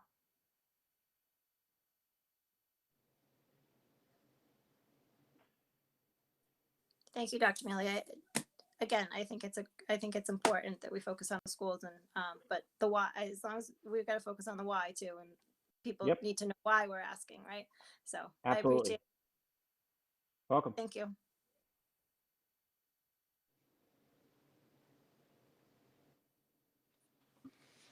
So this might be a naive question, if I might ask this, I guess, to you, Madam Town Manager. So when we present in 2022, and obviously we don't know yet, but would you imagine it being like a one-off, like one project a year, or based on what Holly and Jim and their team come up with and all the vetting and the plan that's finalized, would you ever see a scenario where work is being done at the Kittredge at the same time as at the Franklin, for instance? Or would we ever I think so. I think it will depend on a few different factors. I definitely can see us doing more than one design at a time, especially when it comes to if we'd end up doing additions on the schools. Because a lot of the time, I know we don't always want to hear this, we're not really reinventing the wheel. And so if we can, you know, get some of those things going at the same time. But, you know, our schools are all so close together that we may save money doing some of the construction at once, right? Because you're getting your workforces up and moving, and it often costs less to bring, you know, the masons in or whatever. And so we can certainly have those conversations with the facilities master to plan to consultant and say, you know, what will be our best cost savings? How do we do this most efficiently? So I do think there is opportunity for us to do multiple things at the same time. That's great to hear, because I do remember I was a PTO president back in the day when we first started talking about the playgrounds plan, which we're well into now, but it was going to be like a 15-year process, which was pretty horrifying to my little, where I was, the Thompson School, which was number 15 out of 15, I think, at the time. but you managed to, the town managed to combine those and move things along a little bit more. So again, I was new to the school committee when we first were, looking at how we're going to do the Ann Bradstreet, and that's when the Atkinson and Franklin and Kittredge needs came to light as well. And some of those are pretty massive, and I'd hate to have to wait another 5 years if some of them can be done together. I just think it's just hopeful to hear that we could consider doing them simultaneously if it works out. Thank you. I have a question, kind of piggybacking on what you just said, Amy. This is Regina Keene, sorry.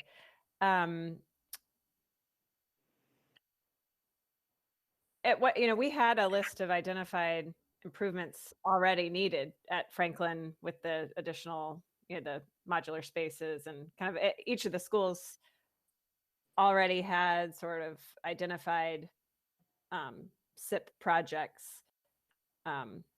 So is this study going to validate that, or are we kind of starting from scratch? How are we incorporating that existing list of needs, I guess?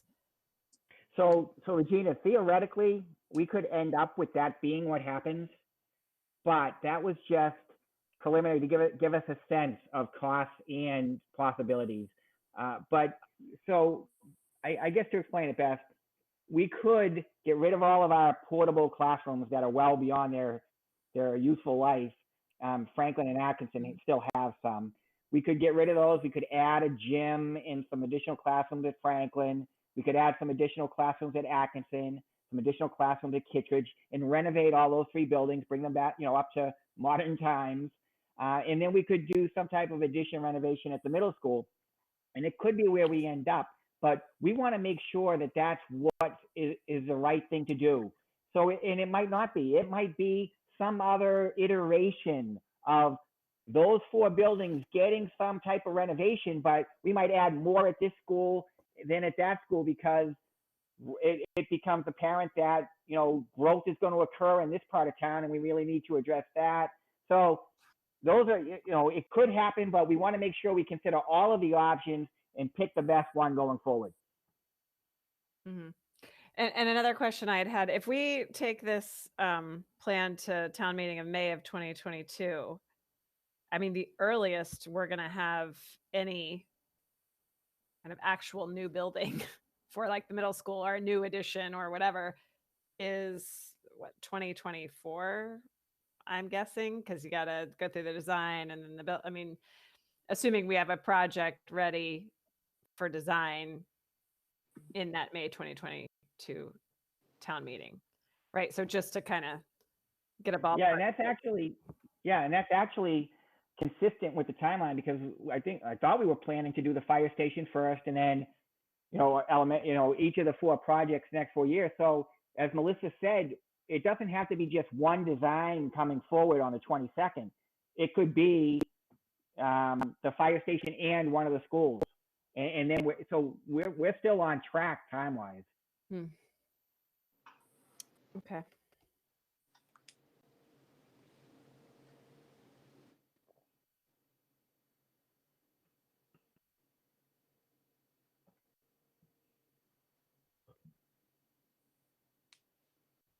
Other comments from committee members, board members?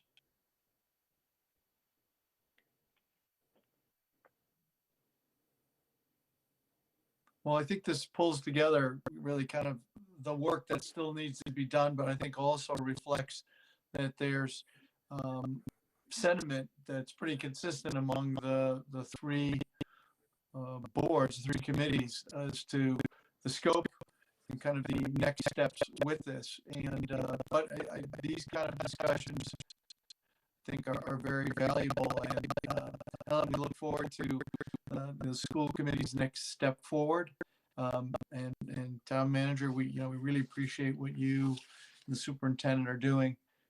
Is there any other, give people one more opportunity before we'll let the finance committee and the school committee move on with the rest of their evenings as we move in another direction as the select board. Anything else?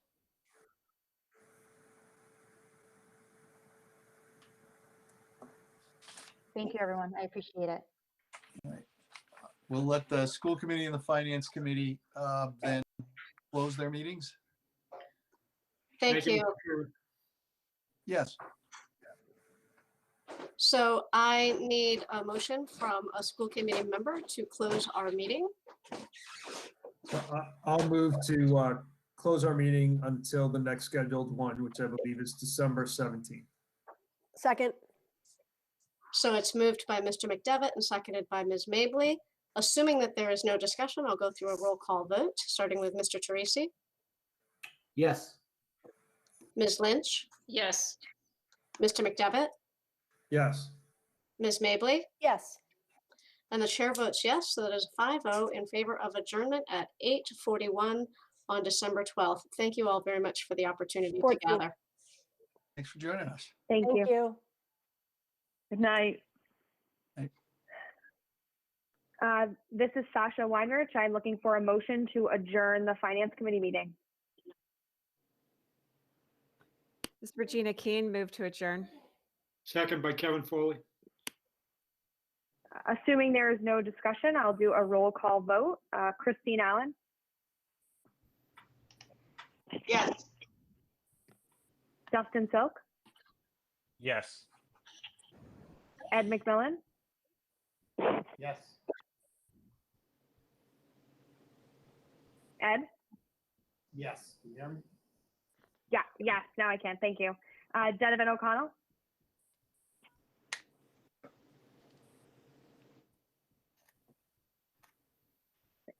Donovan, I think, is unmuting himself.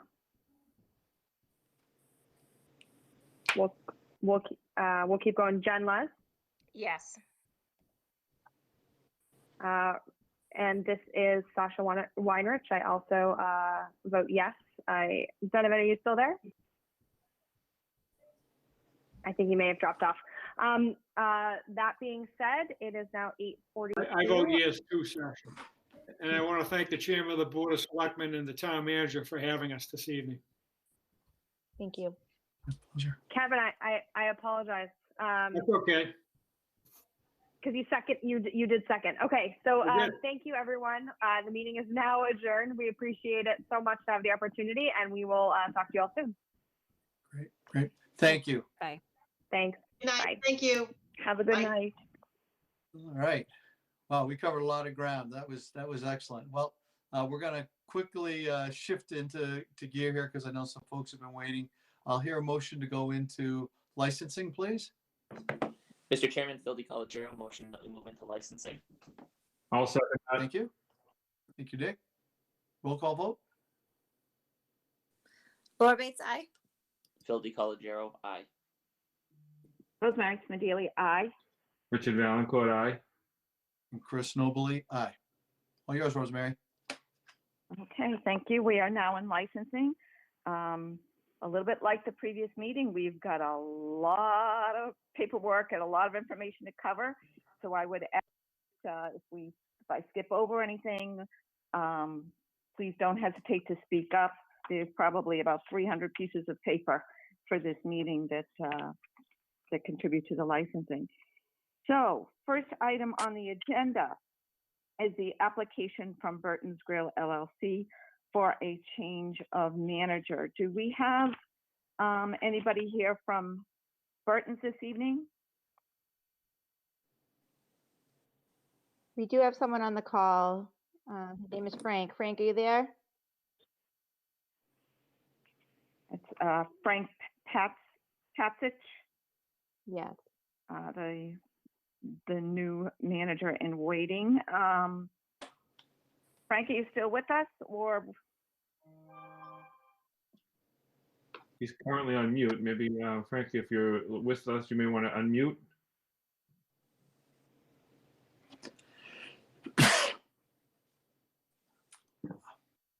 Okay, Frank, if you speak up, but we'll continue. Okay, so we do have an application for change in new manager. So hold on a moment. I believe that everything is pretty much in order. Does anybody have any questions or comments? Having said that, I guess I would entertain a motion.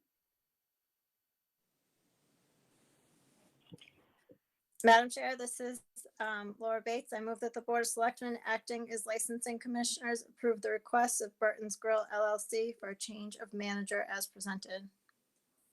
Phil DiColigiero, second. We have a motion and a second. Any further discussion? Hearing none, all those in favor say aye. Roll call vote. Laura Bates, aye. Phil DiColigiero, aye. Chris Nobley, aye. Richard Valencourt, yes. And the chair is also aye. Unanimous vote. Okay. So the next item on the agenda is we will be having a public hearing for Peter Time Mediterranean Foods, DBA Peter Time. So I will hold on a moment. I'll find the correct paper.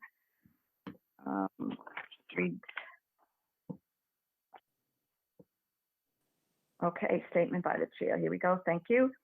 So pursuant to Governor Charlie Baker's, hold on a moment, statement to the public hearing. Okay, I was wondering if that was the opening.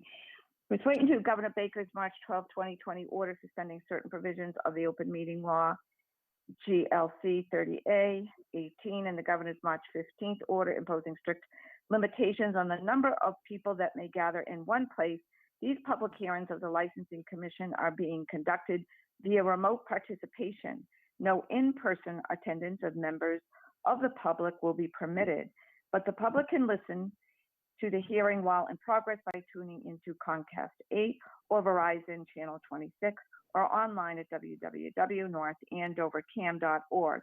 Members of the public attending these hearings virtually will be allowed to make comments if they wish to do so during the portion of the hearing designated for public comment by completing an online form at www.northandover.gov/SB public comments. Okay, so we hold on a moment. Let me get to that portion. Do we have Mr. Corey? Is Mr. Corey here from Peter Time this evening?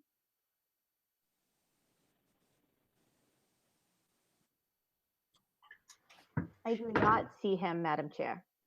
Okay, so this is a public hearing for the new restaurant and all alcohol license. Correct. Having said that, I do believe everything for the most part is in order. Ms. Burzlaff, is this one of the ones that it's still pending due to the backup of COVID inspections? But I think this one is in pretty good shape. Am I wrong or correct with that? Yeah, no, this one's all set. It's the renewals that have. Okay.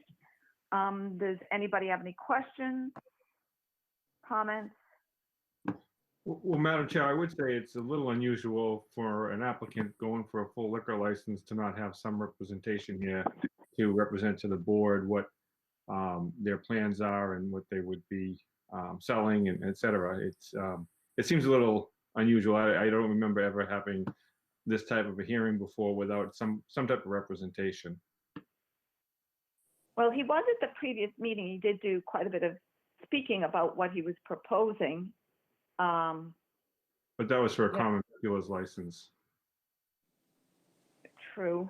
So what are your thoughts? I certainly don't want to impede a business from starting up, but I just feel it's a little unusual to not have at least some representation here to talk to the application when it's a full liquor license, because normally we do discuss, the ramifications and especially being close to the college. It's unusual. That's all I'll say. I don't know if any of my colleagues have anything else to say, but I just think it's a little unusual not to have someone here so that we could at least understand and make our intentions known and our, what we expect, our expectations known. I mean, it's a pretty significant license change. It's not just a change of manager. It's a pretty significant license. Yeah, Dick, I think you make a fair point, just given the significance of it. It is the kind of conversation. It's like sending your kid out the door with the keys the first time. You want to have the conversation. Well, let me ask our manager or someone from the administrative staff. Do we normally suggest to the applicants that they have a presentation at a meeting such as this? When We they do, Mr. Chair. You do. Usually, yes, we usually would invite them. My recommendation would be, and Laurie, I don't know if you talk to anyone from P to Time, but my recommendation would be that you open the public hearing, continue the public hearing until your next meeting so that we can have them before us. If we don't want to wait until January, we could always call a meeting sooner.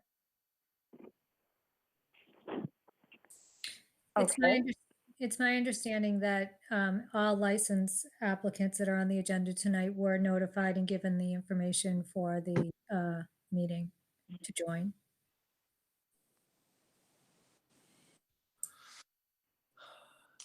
I think the town manager's recommendation is pretty reasonable. Yeah. And I think that, Dick, your point is really spot on with, the seriousness of this. And I think that there's usually a pretty thoughtful discussion that's had. I think the chairwoman does a good job of often emphasizing specifically the relationship that the town has with college students and given its location. I mean, it's a worthy point. I mean, obviously everyone who comes before us, we think is going to do a good job. And, not everybody is always able to follow the rules of the license that we award them. So certainly we want to be able to at least make that first point because, after we approve this, hopefully they never come before us again anyways. So I think that. Do you think on the heels of a rather significant event that happened in town recently at an establishment that was in the newspapers? It surely was. So would you think, Madam Town Manager, would it be worth trying to give him a call as we open the public hearing and give him and to see if he is responsive to the phone call, or do we need to discuss? Laurie, do you want to try to give him a call? Do you have his number with you? I believe there. Yeah, I'm going to try calling him now. It's our understanding that he was planning on being here, so I don't know if something happened. Okay. So, and as she's doing that, I will entertain a motion to open the public hearing. So moved, Chris Nobley. Well, I'll second that. Okay, we have a motion and a second. And all those in favor say aye with a roll call vote, please. Laura Bates, aye. Bill DiCollegiero, aye. Chris Nobley, aye. Richard Valancourt, aye. And the chair is also aye. Unanimous vote. So we are now open to the public hearing. In the meantime, would the board like to further discuss this while we give him a couple minutes to see if he's able to join us?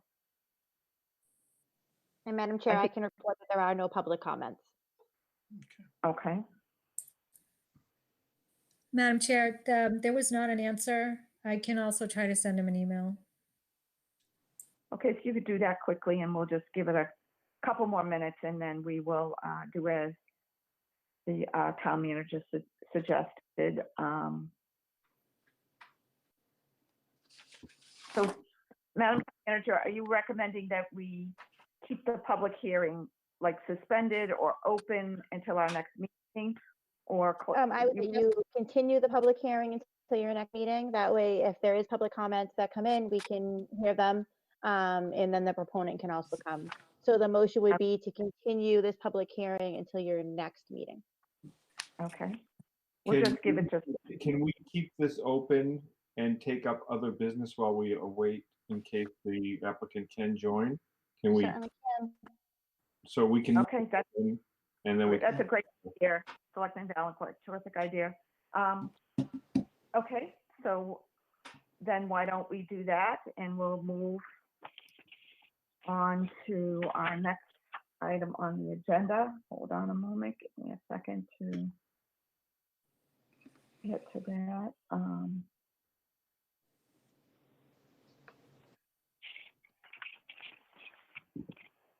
So the next item Five Guys. is Application for Hyde Park. Hyde Park Burgers. Yeah.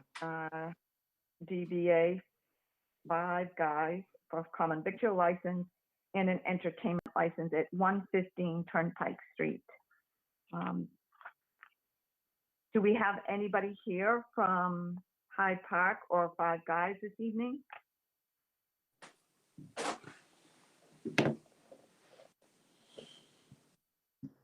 Madam Chair, I do not see anyone from Five Guys either. Oh, boy. I guess maybe it was very exciting and a lot of information, but perhaps we put a few people to sleep with our long presentations. Enabled during the first hour of our meeting, Madam Chair. Okay. Well. But I feel that this license is of a different nature. Yeah. Since it's a common victuals license, I feel it's a much different nature. No, I understand. So does anybody want to speak to this or have any questions or comments? Or would the board prefer just to move to a motion?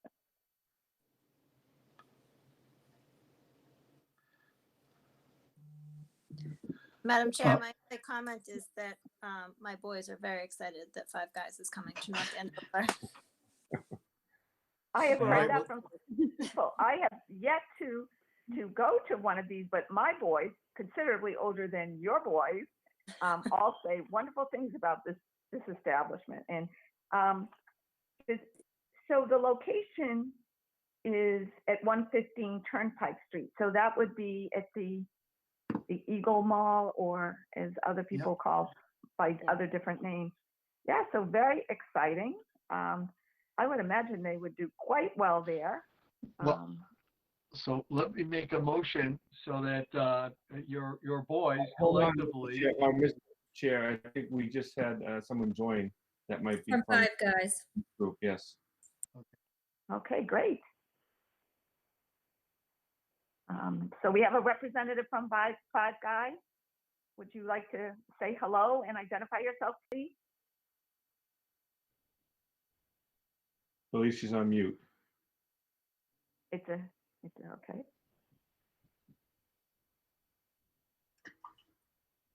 Natasha Lopez, Madam Chair. That's right. I remember that from the application. Natasha, do you need to unmute yourself in order for us to hear you?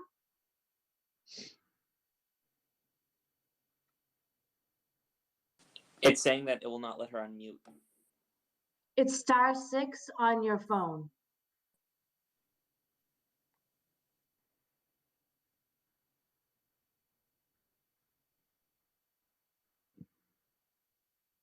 Natasha, did you hear that? You press *6 on your phone, and that should allow you to speak to us.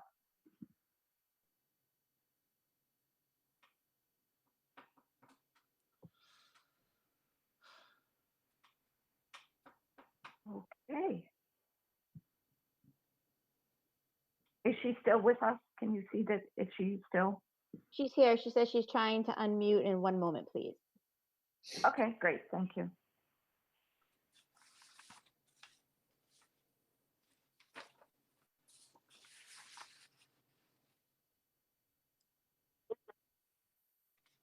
For the rest Hi, of the this is board. Natasha. Can you guys hear me? Yes. We can. I am so sorry. I've been trying. It wouldn't let me. I logged onto my computer, my phone, everything. Well, you're talking to the right person, and we totally understand. So, but you did perhaps miss some very nice compliments about Five Guys.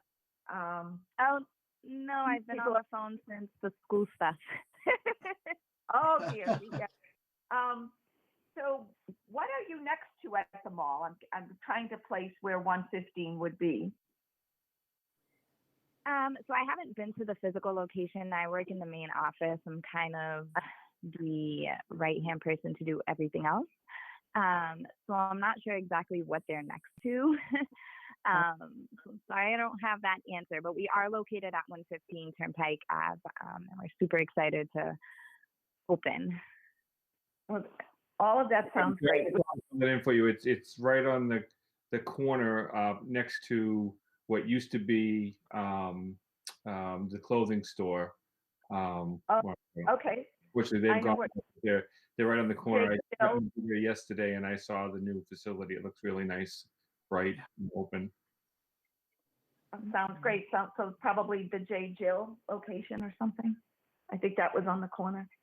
Jay well, Banks, yeah, by Joseph Right, Banks. Joseph Banks, thank you. Joseph Banks. Okay. Yep.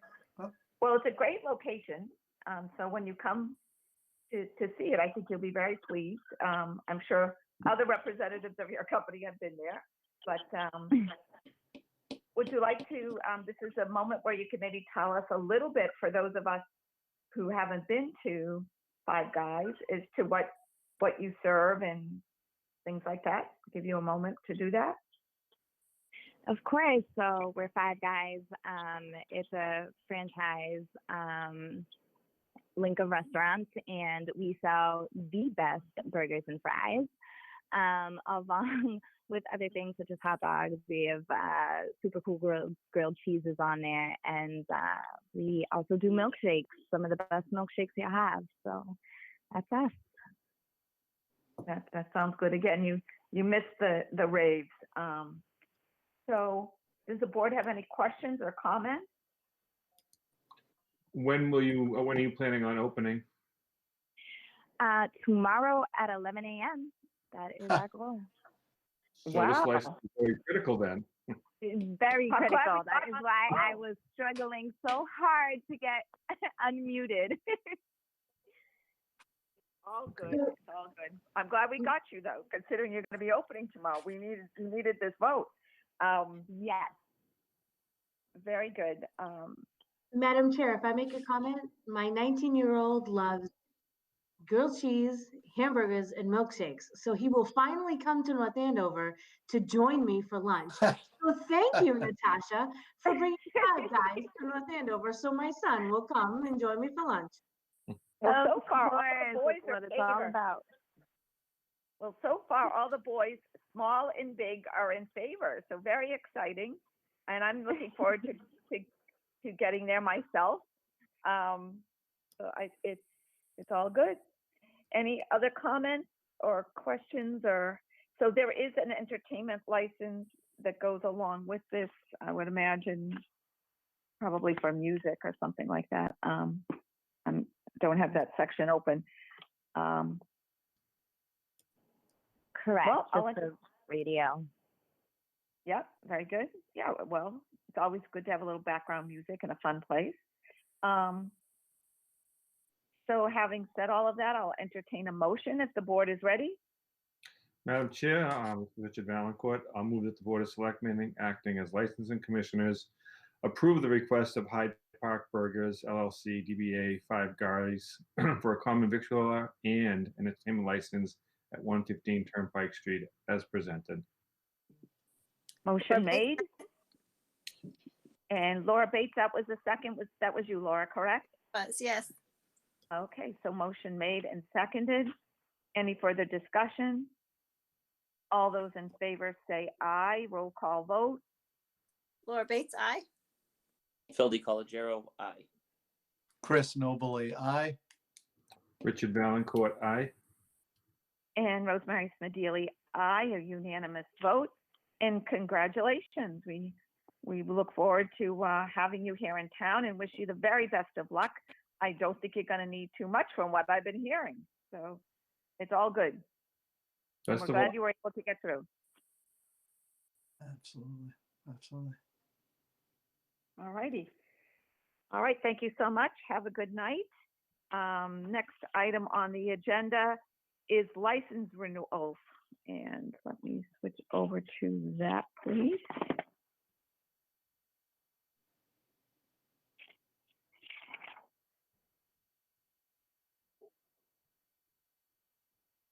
Okay, so I believe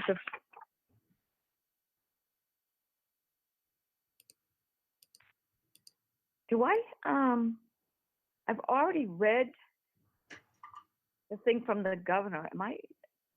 Oh, no, excuse me, that's the motion. Okay. So included in your packet is a list of license holders with outstanding taxes and documents. Fire building inspections have been delayed due to COVID. I spoke a little bit about that earlier. The certificates of good standing come from the Secretary of State's office, and they are also delayed due to COVID. An updated list will be provided on Monday afternoon with any changes. Please note requested changes to Smolak Farms and Stevens Coolidge Entertainment license.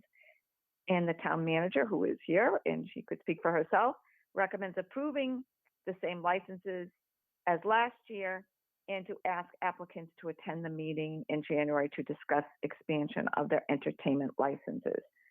Thank you, Madam. Would you like to speak to that a little bit, please? Yeah, I think it's a little bit unusual, in my opinion, to have the renewals have changes of conditions. And, because they're not individually on the agenda, if you aren't savvy enough to really kind of get into them and look, you wouldn't know that's happening. And so, my thought process is that, well, the licenses expire, we certainly need to renew something before the end of the month. For those two entertainment licenses, it may make sense to just do a renewal with the same conditions and invite them to your next meeting to have a greater conversation about the requested changes. Okay. Any questions from the board to Madam Manager? I think that's a great suggestion. I think really if we're entertaining changes to the licensing, we should really have that represented as well. So especially for these two venues that have had many comments in the past. So I think we should have that discussion. Okay. Anybody else? Any thoughts on that? It sounds like a good idea to me, but I'd like to hear from anybody else if they have a different thought or opinion. Madam Chair, this is Laura Bates. I just wanted to agree that I think it's a good idea. You've got residents that are impacted by the changes, so it'll give them an opportunity to speak if they'd like to. Okay, so then I guess so we should, if everybody's in agreement, then so approving the license as of last year and to ask the applicants to attend the meeting in January. So what would you recommend, Madam Town Manager, that we just delay this till January? So do we want to put that in? Because their license is going to expire on the 31st. So my recommendation is that you approve it with the same conditions as last year and then invite them to come back in January. Okay. Yeah. All right. Very good. Okay. I guess I'll entertain a motion then.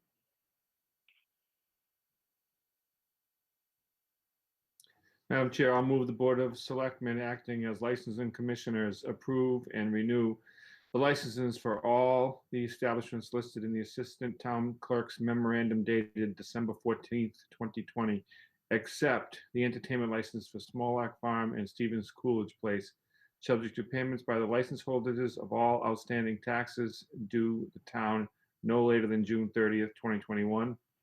Certificates of good standing received no later than January 30th, 2020, and fire and building inspections completed no later than fill in the blank. What was that? What was the date? Was it fire? Was it also January 30th for fire and building inspections? They expect to have them done by January 15th. Okay. Okay. No later than January 15th, 2021. Furthermore, with regard to North Andover Restaurant Inc., DBA Rolfs, in addition to the above, all proper workman's compensation and liquor liability license insurance certificates must be received by December 31st, 2020. And with regard to Hokkaido Restaurant, updated tip certificates must be received by December 31st, 2020. Okay. We have a motion. Do we have a second? Second, Madam Chair, Phil DiCollegiero. Thank you, Phil. Any further discussion or any explanations as to what we are doing?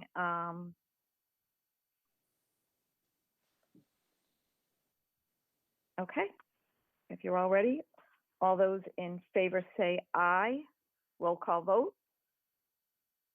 Laura Bates, aye. Phil DiColigiero, aye. Chris Nobley, aye. Richard Valencourt, aye.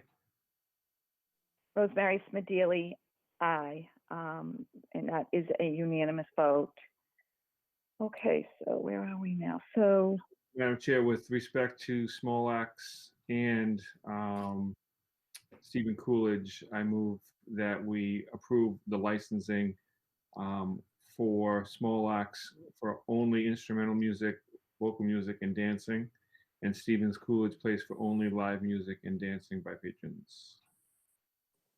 And, okay, and that we take up the changes to their licenses in January, or the first opportunity after the new year to do so. okay. So we have a motion. Do we have a second? Chris Nobley, second.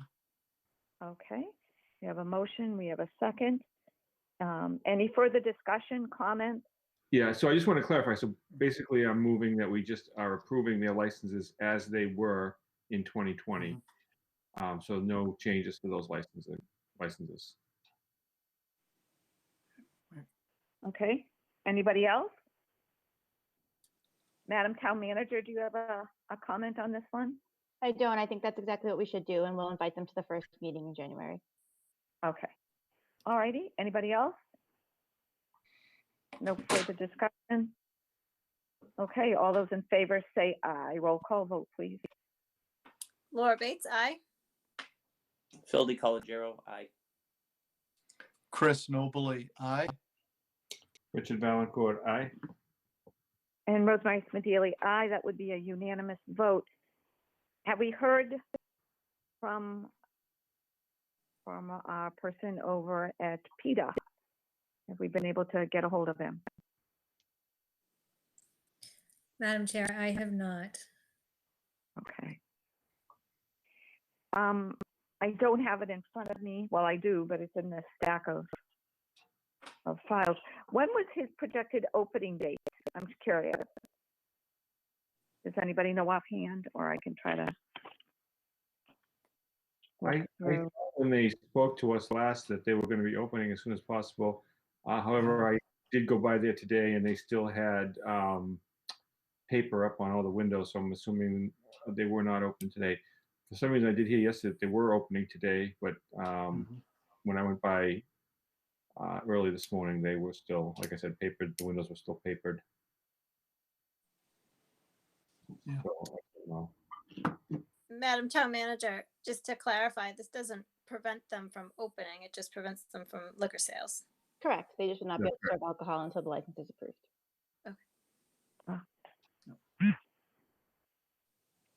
Well, that'll get their yeah. attention.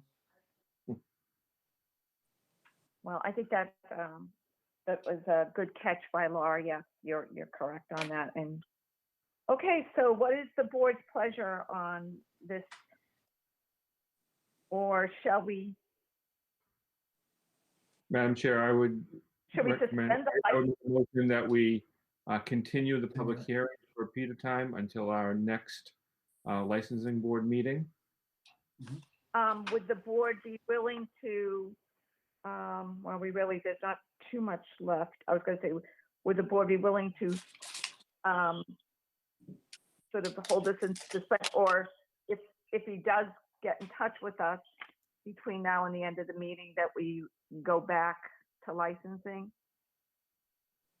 Or do you just want to leave it be? Well, I would be willing, if anything. Yeah. I mean, I think we need to. All comes in, okay. I left the debate open. I just said until our next licensing meeting. So if that's if that's in 20 minutes, then we'll open it. Okay, okay, that makes sense. Yeah. Fair enough. Okay, so should we do a vote on this or just leave it? Yes, you should vote on keeping it open. Okay, all right. Just let me remake my motion. So my motion was Thank to you. continue the public hearing for Peter time until our next licensing board meeting. Okay. We have a motion. Do we have a second? Chris Nobley, second. Okay, thank you, Chris. We have a motion. We have a second. All those in favor say aye. Roll call vote, please. Laura Bates, aye. Phil DiColigiero, aye. Chris Nobley, aye. Richard Valencourt, aye. Rosemary Smedili, aye. And Ms. Burzloff, would you continue to try to reach them during the rest of the meeting, please? Yes, I will.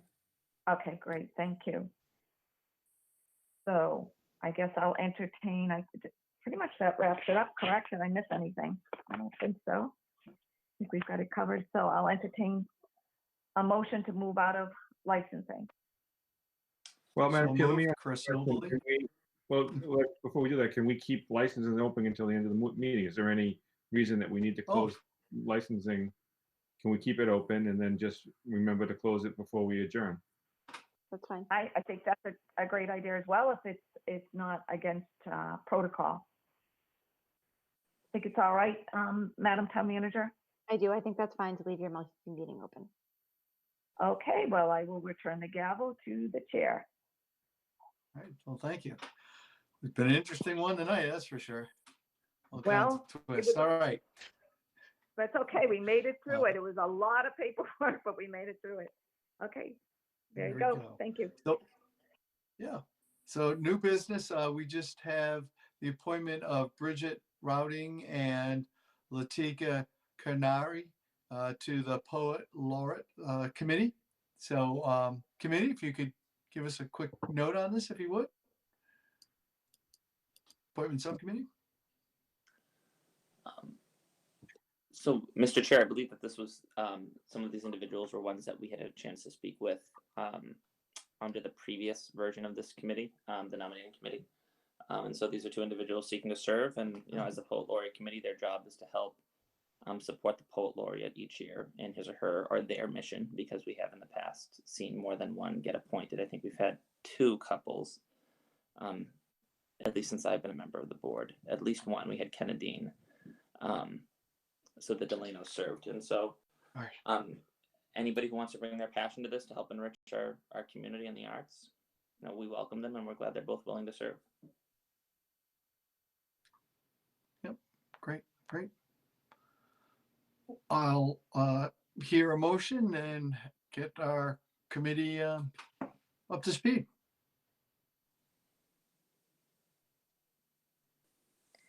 Mr. Chair, I move that the Board of Selectmen appoint Bridget Roding to the Poet Laureate Committee with a term ending June 20th, 2022, and Latika Kanani to the Poet Laureate Committee with a term ending June 30th, 2023.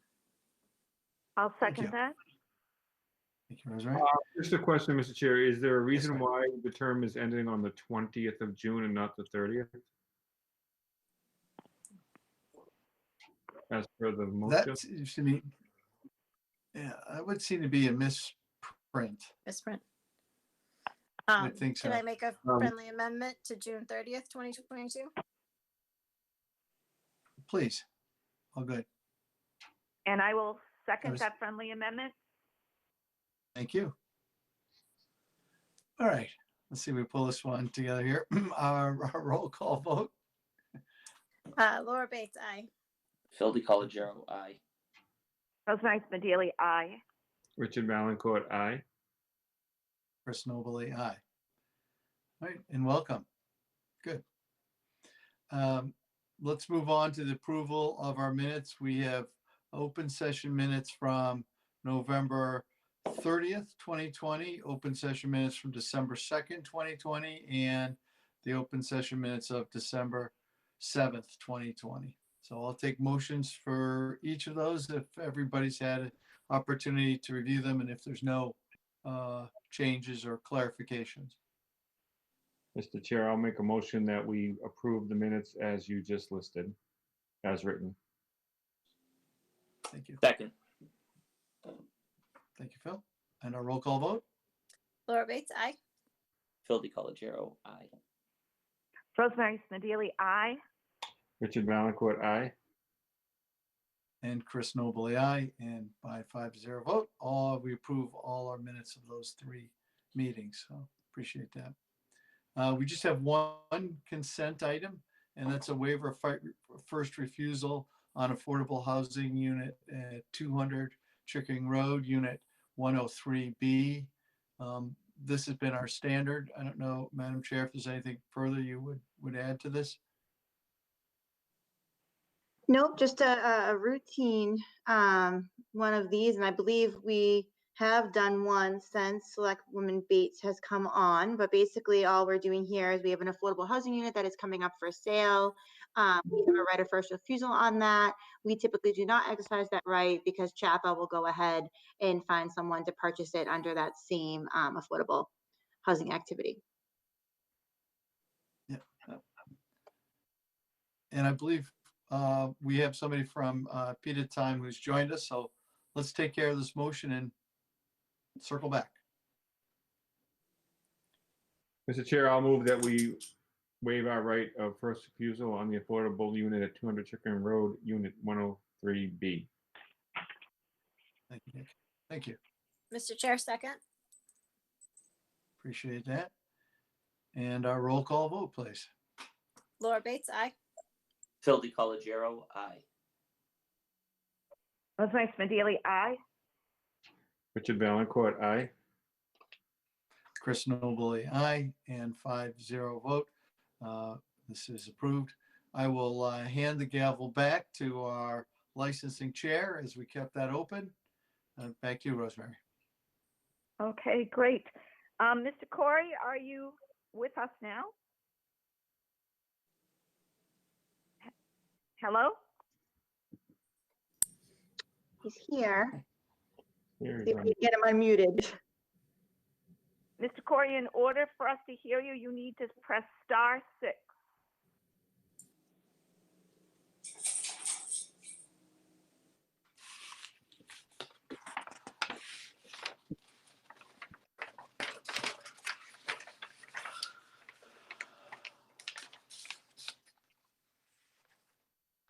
Well, Rosemary, he appears to have left the meeting. And he's back. There we go. He's back. He's got some assistance. There we go. There we go. Are you with us, Mr. Corey? He is, but you're on mute, sir. You need to unmute yourself. *6. Press star and then 6.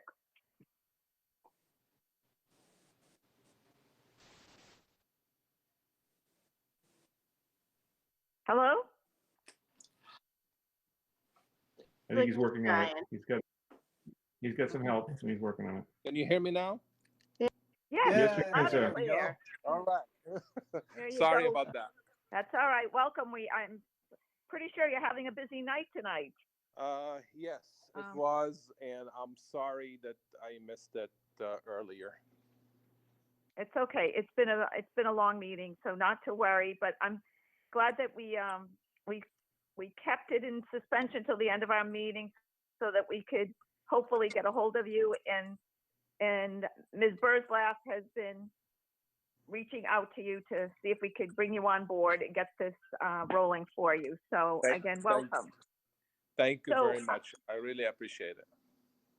Of course, we know how important it is with the small businesses to get up and get rolling, especially during the times that we're having. So we really were trying to accommodate you the best we could so that you could get started.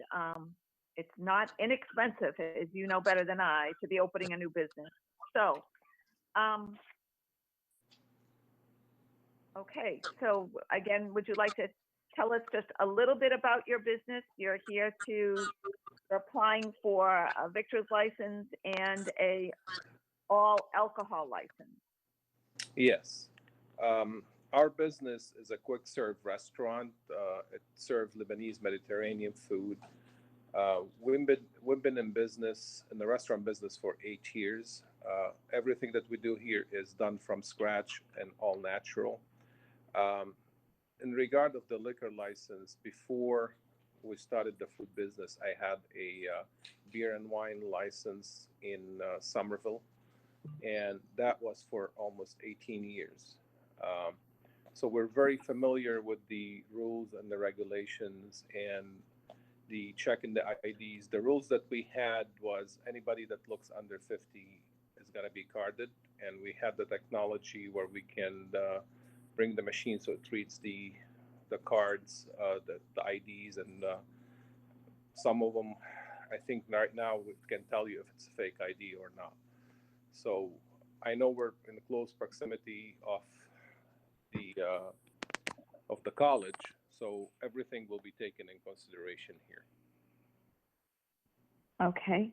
I think your last sentence is the one that is, why we wanted to speak to you before we finalized this license request, because you are so close to the college. Yep. And the kids are coming from, greater New England and probably across the country, and some places even overseas. We take our liquor licenses very, very seriously. Sure. So it's good to hear that you will be getting, or you have the machine. Is that what you just said a moment ago? There is one here. There is one here, but I'm gonna get the newer version of that, which is it works much better than the older version that existed here. Well, they do seem to continuously be updating them. Yeah. So I think, nothing is perfect, but if the person who submits it and it passes for some crazy reason, and it turns out not, it turns out to have been flawed, that the person is underage, and they don't look like they're 10, or I shouldn't even say that, they look like they could be of age, I think it goes a little bit better on for you than not having it. It doesn't mean that it's a pass. You Correct. do understand, because we're next to, a lot of these licenses are going to be out of state. And even the only license that really applies and that is really a solid form of ID is one that's from the state of Massachusetts, or a military form of ID or other forms, but the one that really only applies is one from Massachusetts. So just so that you know that an out-of-state license is not valid proof in Massachusetts. Correct. So you need to be very careful. Correct. That was the case when we had the beer and wine license in Somerville. That, of course, you had a lot of college students there too, I'm sure. Yes. Yes. And like I said, we had it for 18 years. We never had a problem with it. And we take things very seriously and very careful, especially when it comes to alcohol. And we do have a teenager in the house, so we do take things to extreme sometimes. So that's why we were very careful when we had the other businesses, not because of the kids, but business responsibility. But in here, definitely it's going to have a more attention from us. And we're here in the restaurant, and everybody that's going to be working with the behind the bar is going to be trained our way in what we think and what who should we serve and who not. So I think we're going to take enough, measures to prevent any of this to happen if somebody underage came here and tried to buy liquor. Okay. Are there any questions or comments from the board? Mr. Corey? Other than just to say, as somebody who lives in that neighborhood and close by, kind of between you and Merrimack College, I do appreciate your attention to that, because it gets more and more challenging as time goes, and the temptation is there. So thank you for being attentive to that, and we look forward to patronizing your business. Thank you very much. Look forward to see you. Absolutely. Anybody else? Okay, hearing none, I'll entertain a motion. So we just need to close the public hearing and then we can move forward to the Of vote. course, I forgot. Thank you. Yeah. That's okay. Thank you, Madam Chair. Crazy Motion night. to public, So I'll entertain. so Go moved. ahead, Chris. I've just so moved to close Okay, we have- public hearing. Second. Okay, we second by Phil DeColigiero. Any further discussion or questions? All those in favor say aye. Roll Laura call Bates, vote. aye. please. Phil DeColigiero, aye. Chris Nobley, aye. Richard Valencourt, aye. And Rosemary Smedili, aye. Congratulations, Mr. Corey, and thank you, Madam Lori, Chair, for. I'd actually like to make a motion that the Board of Selectmen acting as licensing commissioners approve the request of ENC Inc. DBA Peter Time for an all alcohol on-premise license at 550 Turnpike Street as presented. Phil I DeColigiero. will second that. Okay, seconded by Chris Nobley. Okay, all those in favor say aye. Roll call vote. Laura Bates, aye. Phil DeColigiero, aye. Chris Nobley, aye. Richard Valencourt, aye. And Rosemary Smedili, aye. Okay, Now it's congratulations. Yeah, congratulations. now congratulations. Yes, thank you. It's been a long. Thank you very much, and thanks for your patience with me tonight. I appreciate it. Well, we figured tonight, the night before, is going to be a very busy night for you, so not to worry. Thank you very much. You are opening tomorrow? We are. And what time do you open so we can let the people know? We open from 11 to 9. 11 to 9. Okay. Congratulations. Yes, Thank you. welcome, Mr. Corey. Thank you very much. I appreciate it. Madam Chair, I'll move we close the licensing. Hearing. So we have motion by Mr. Valencourt. Was that a second by Mr. DeColigiero?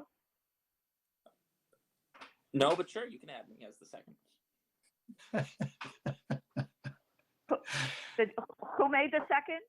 I think that was Mr. Corey saying something. Oh, okay. We'll Mr. Corey take said- Phil's Okay, I'll second. second it, Rosemary. It's okay.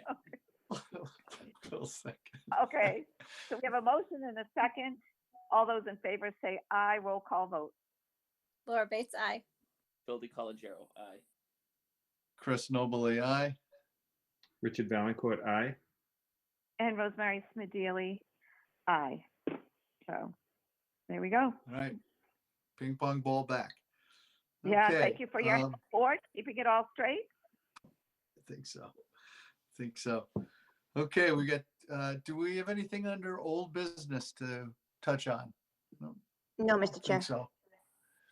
All right, so we've just got two important things. One is your update on COVID, if you would. Sure. And I believe that Brian's here with me. I am. All right, I'll turn it over to Hey, Brian. man. Thanks, guys. Great to see everybody. It's been a long one. So I'll keep it short, but definitely important. The numbers we've been seeing have basically steadily been going up since Thanksgiving. I kind of expected it with the nature of the holiday. Last month, we had about 75 active cases, and we're up to about 231. So we've like tripled in the last month, which is definitely a little alarming, a little scary. Only 13 of those are from Merrimack. Their numbers have definitely gone down, which is good. Let's see. So yeah, so we're seeing about 20 to 30 per day, which is what we saw at the very peak of this back in the spring. Like I said, Christmas is a very similar holiday, so we may see this continue through the new year, which is too bad. I'm trying to get word out there that people should really try to watch what they do over the holidays. It's indoor transmission, small groups, small gatherings is where it spreads. Most people are asymptomatic, and what we're seeing now is the 20 to 30 age group is what's being the hardest hit, or the biggest numbers that we're seeing across the board in town and across the state. Luckily, the mortality rate for that age group is minimal at 0.1%, which is good. So we have about 1,800 hospitalizations right now, and this number should be kept down, seeing the age groups that are being hit most. The best thing is people can do is really limit their close contacts, limit their small gatherings over the holidays, and kind of keep an eye on their family members. You want to protect your parents, your grandparents, the elderly, the frail, people with comorbidities and things like that. That's the hardest hit age group throughout the entire pandemic. So right now, even light symptoms in a 30-year-old is what we're seeing, where they don't really think they have anything serious. They think they have a cold. They go out, they go about their business, they go to work, they go with their friends, and then you have clusters popping up from this type of situation. So that's very important to get out there is if you have a cold, if you think you have a cold, it may actually be COVID. So limit what you do. Don't go to work, don't go to school, don't go to basketball practice, things like that. So that's on that side of it. The upside of this is the vaccine is being pushed out now. I'm sure you guys have all seen that on the news. It's very important and it's great timing because of where we are. The state is looking to do it in 3 phases. Phase 1 is going to last from, and these are all estimates, December through February, which is basically starting this week. They're rolling it out. And that's for phase 1 is going to be your healthcare workers that deal with COVID positive patients on a regular basis. So your ICU wings, hospital nurses and doctors, things like that. Long-term care facility workers as well. Those are your phase 1. So that's over the next month and a half.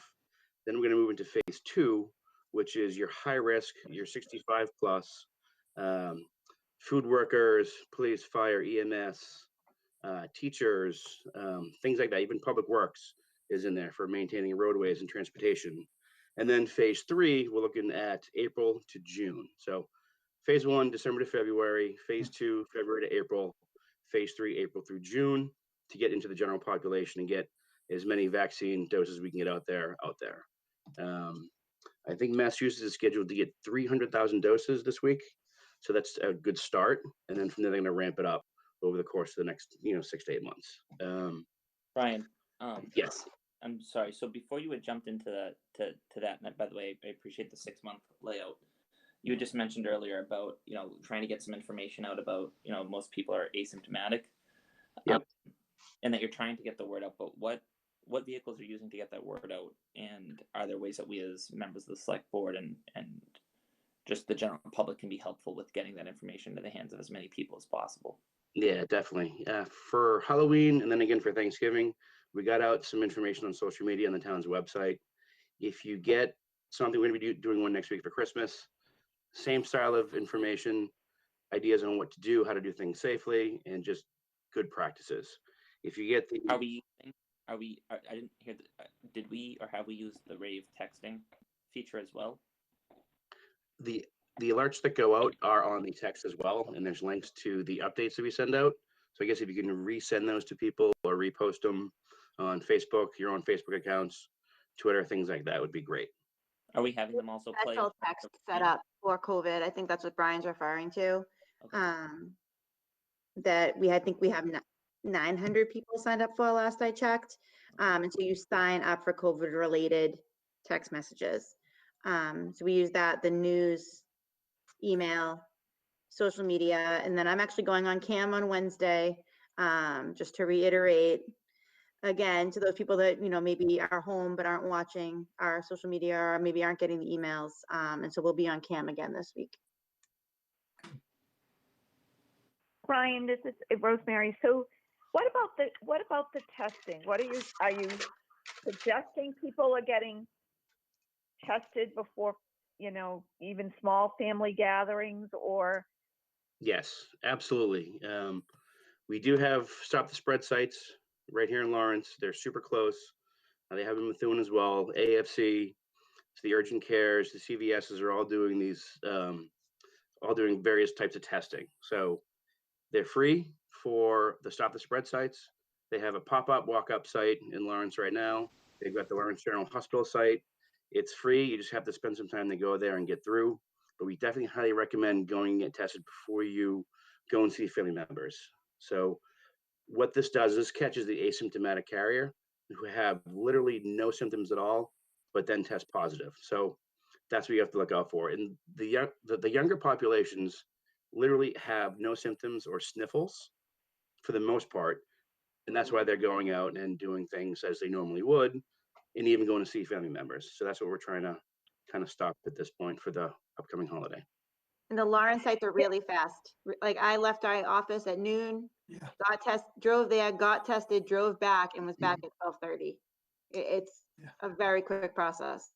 I did the same Now, thing where was last this, week. Lawrence General? Is that what you said?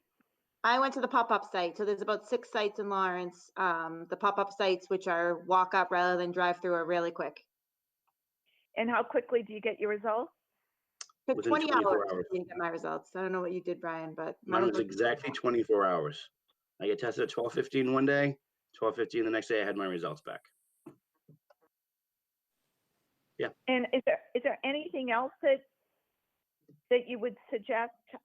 Like, this sounds crazy, but if you have a ceiling fan or fan in the house, is it bad to move the air around? Because we've heard that ventilation and fans, but a part of me was thinking, yeah, well, do we want to, if there is somebody who has it, will they just spread it more?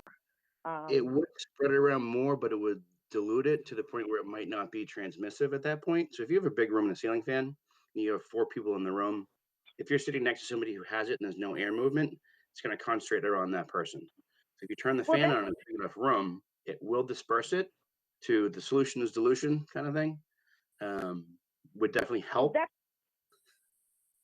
That brings a question to mind, or it's you hear, okay, so you shouldn't be more than 15 minutes with someone in a closed-in area, and I'm thinking, it's almost counterintuitive. So it's like, well, wait a minute. If you breathe in a COVID molecule or whatever,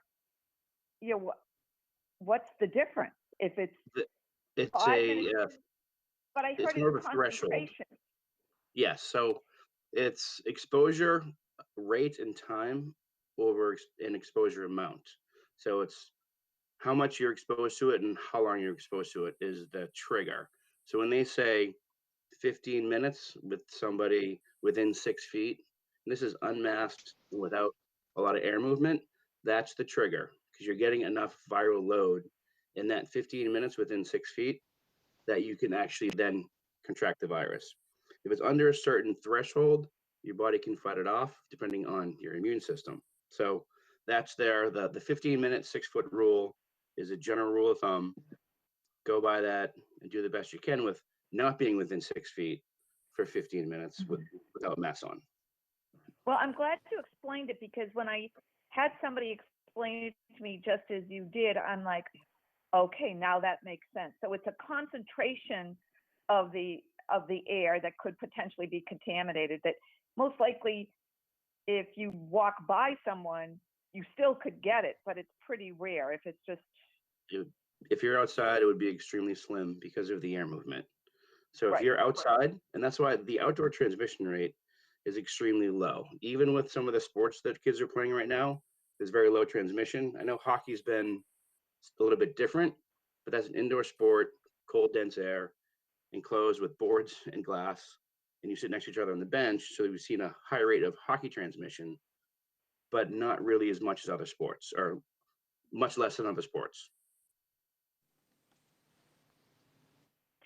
Now, people that are flying in to visit family, they're fine when they left and so forth and so on. Do you have any suggestions?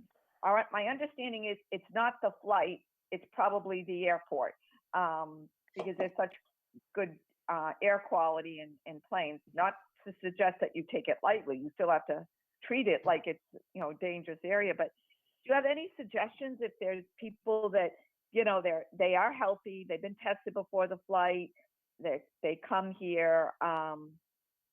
Any suggestions to how that they keep themselves and their family safe? Take as many precautions as you can, with even mask wearing with your family if somebody's coming in from out of town, if they're still waiting for their test results, hand washing, social distancing, things like that. That's absolutely key in close, intimate gatherings indoors with family.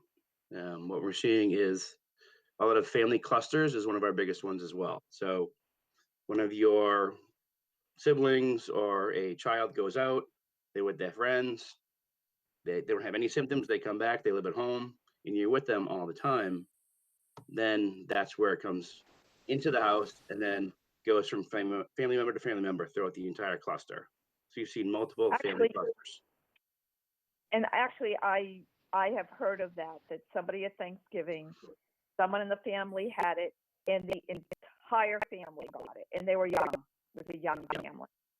Yes. And so it is somewhat shocking. And again, it was a young family, and one of the young members, we're talking under the age of 30, still has not got back his taste and smell.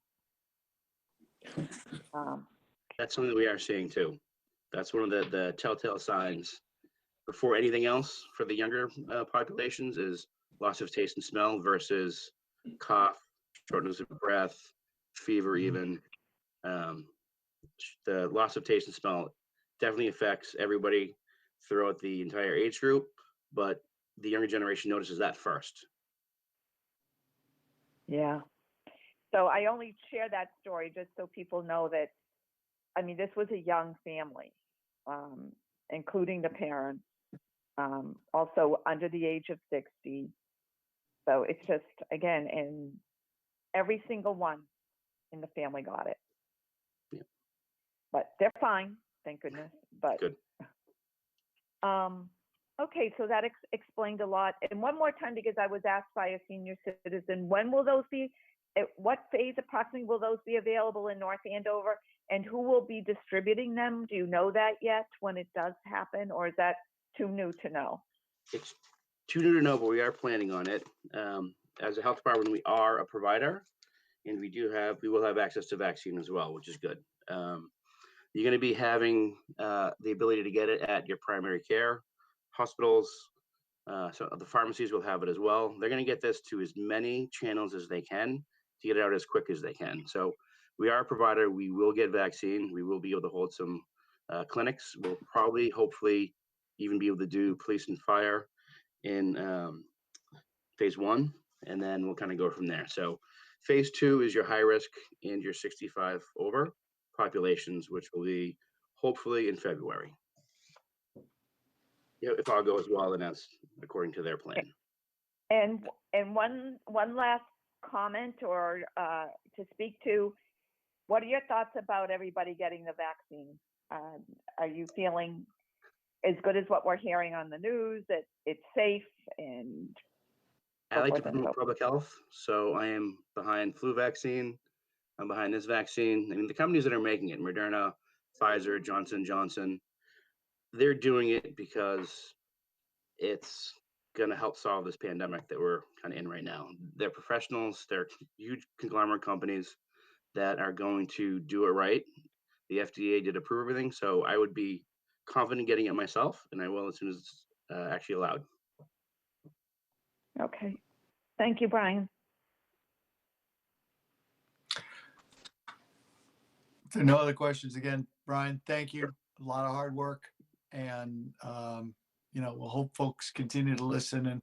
And Melissa, thank you for doing the extra work and trying to get the message out over the next couple of weeks. Let's see how we do, right?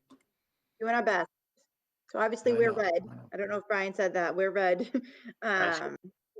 We skipped over the part we were red. We are red. Yeah. And so we all should be aware of that because that is important. And moving back to phase 3, part 1 yesterday. So we should pay attention to that as well. And town hall, while we're at it, Yeah, so town hall and many of our other buildings will be going back to our remote schedule from December 31st till January 4th. We did let our employees know that today. The library will still be doing some curbside, particularly for the gingerbread houses. The youth center will still have some limited programming that will be running that week of the 21st.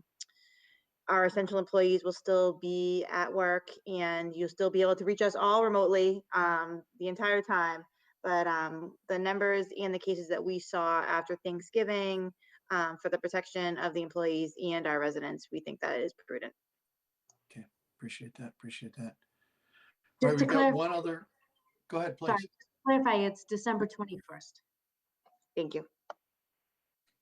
Everybody's getting a little punchy. We all are. Update on Royal Crest. Small little. All right, we'll let Brian go to bed. Thank you, Thank Brian. you. Thanks for your. We have Jean, Andrew, and Suzanne here as well for this item. And so we wanted to come and speak to you a little bit about where we are with Royal Crest right now and what we're thinking. And so as many people know, Royal Crest and that's Trinity Financial and AMCO have been working with the town as well as many of our committees, including the Planning Board, the Board of Selectmen, the zoning group that's working, the Conservation Commission, on kind of a long-term plan project. And we were all kind of racing towards May town meeting. And we last week collectively delivered, or 2 weeks ago now, this memo to them. We have another meeting with them this week and basically said that we do not feel that the project will be ready for May. With the number of moving pieces that we have and also the size and scope of the project, we want to make sure that we do all of the due diligence that we need to do to have a full baked project when we get to town meeting.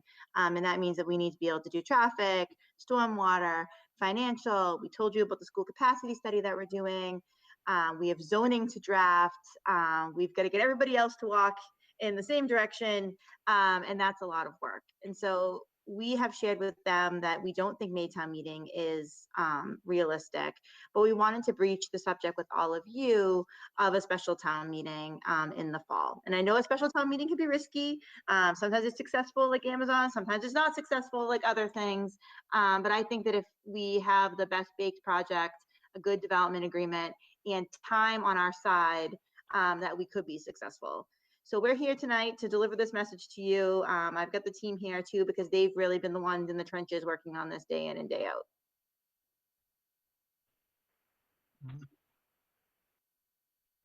So I don't know if Jean, Andrew, or Suzanne have anything they want to add. And this is Andrew. I would just say I echo everything that Melissa said. I think you summed it up really well. And I think we all just want to come to a mutually agreeable solution as far as an end goal for a town meeting. And when I say mutually agreeable, I would include the project proponent in that. We all want to sort of work together on what makes sense as far as baking the project well enough so that it gets to a town meeting and gets fully considered. And I would just add that as recent as the December 1st planning board meeting, at least 2 members expressed concern on the timing and, the amount of work that would have to be done for May. They definitely expressed that it would be a really heavy lift to accomplish that. However, the chair acknowledged that that he agreed with that. However, would choose to just plod along. So keep moving forward, review the material, and not be so concerned with the date at this time as much as review of the material before them. So are they suggesting, Jean, that they could be ready for the May town meeting? They didn't. No, I would say the opposite. They expressed more the concern that the timetable is really narrow at this point, and there's still so much ground to cover. And so no one came out and said like it's not achievable, but the sentiment was certainly there. Well, let me ask: is September even realistic? I mean, maybe we want to even put it out further than that, maybe even to 2022 town meeting. I can only give you my opinion there because I didn't broach this topic with the planning board ahead of your agenda. I certainly didn't want to, discuss a special town meeting with them. But I think it's likely achievable. I think conceptually we have a good idea of the path for creating the zoning. However, until we have more information, you really can't get into filling in the blanks of zoning, whether it be density measurements or dimensional setback requirements, uses within certain areas within the lot. And so again, Dick, as you know, the working group, we've certainly talked conceptually of a framework for zoning, but filling in those blanks, it's a little premature for that until we get more of the data. Okay, thank you. Suzanne, did you have anything? Well, I would agree also that to push this out until the fall makes a lot of sense. I think one of the unique things about this project is that we're looking at something different than just passing a zoning bylaw, because the project proponent is looking to pass a zoning bylaw, which also, in a sense, permits as a matter of right some of those uses and some of that density. So that's going to take a lot more work in the outset prior to town meeting to get the boards and commissions comfortable with the proposed zoning bylaw.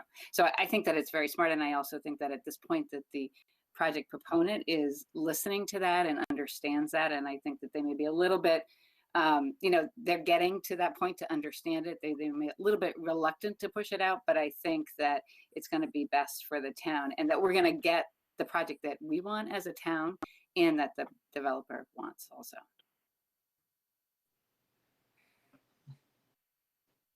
And I guess I would also just add that I think probably two of the most important reviews that need to occur is the fiscal impact study and the traffic analysis to also inform the zoning. So they're going to be the documents that we can point to and kind of help, again, formulate what would be an acceptable density. What is the report support for density? And the peer review for traffic, tomorrow night's meeting, we have our peer reviewer presenting his first letter back. And fiscal impact hasn't reached the planning board yet either. So again, it just speaks to that crunch of time. If the fiscal impact's really important in order to formulate the zoning until we can get that vetted and peer reviewed. Again, I would just say, I think it's premature to put the fine pen to the zoning bylaw. Yeah, and I asked them to hold the fiscal impact and not present it to the planning board yet because we're doing the school capacity study.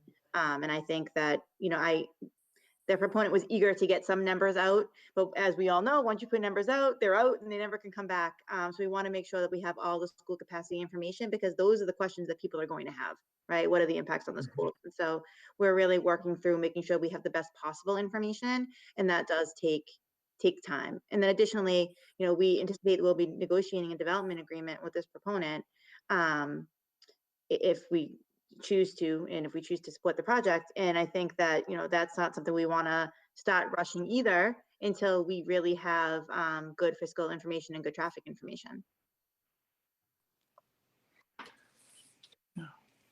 The only other thing I would add is with regard to whether it's a September town meeting or a May, putting it off for 1 year. I think at this point, I don't know if we really need to make that decision, as Jean was saying, that we're in the process, we're working towards getting a successful outcome. But right now, I think it's important just in order to give sort of the town and the developer the time and the space to make sure that we get all of the agreements in place and the proper zoning in place, that just to say that we are sort of willing to consider the fall town meeting. I think that's an important step, is just having that opportunity available if it works out that way for the developer. Yeah, I echo what Suzanne just said. I think getting over the hurdle of even considering that we're going to go to town meeting in May at all, and not necessarily concretely saying it's going to be special in town in September versus the regular town meeting in 2022. I think just getting over the hurdle of everybody just all agreeing May is too early, and we need to continue to do our work and see this process through. I think that's critical.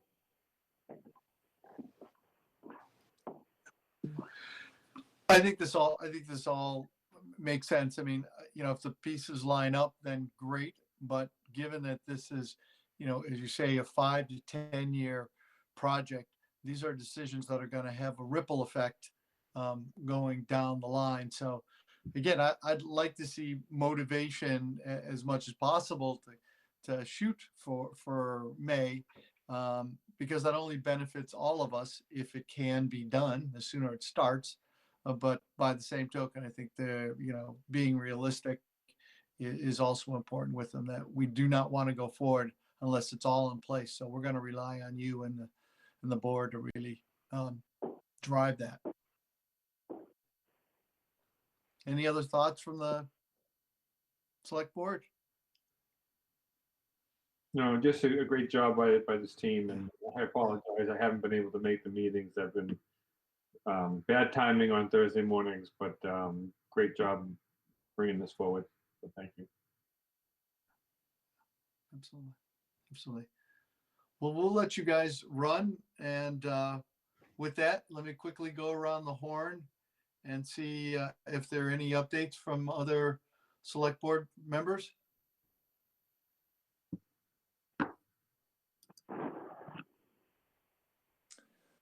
I have none. Here, other than just Merry Christmas and Happy New Year to everybody, and Happy Holidays. Yep. Yep.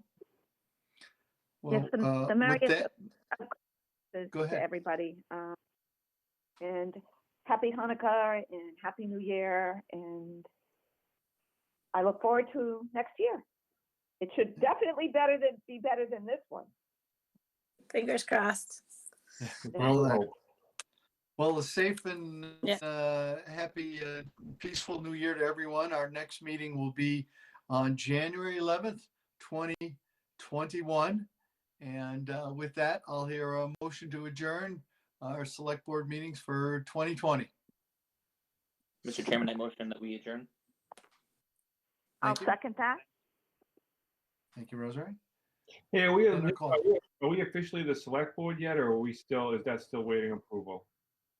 It's still pending approval, unfortunately.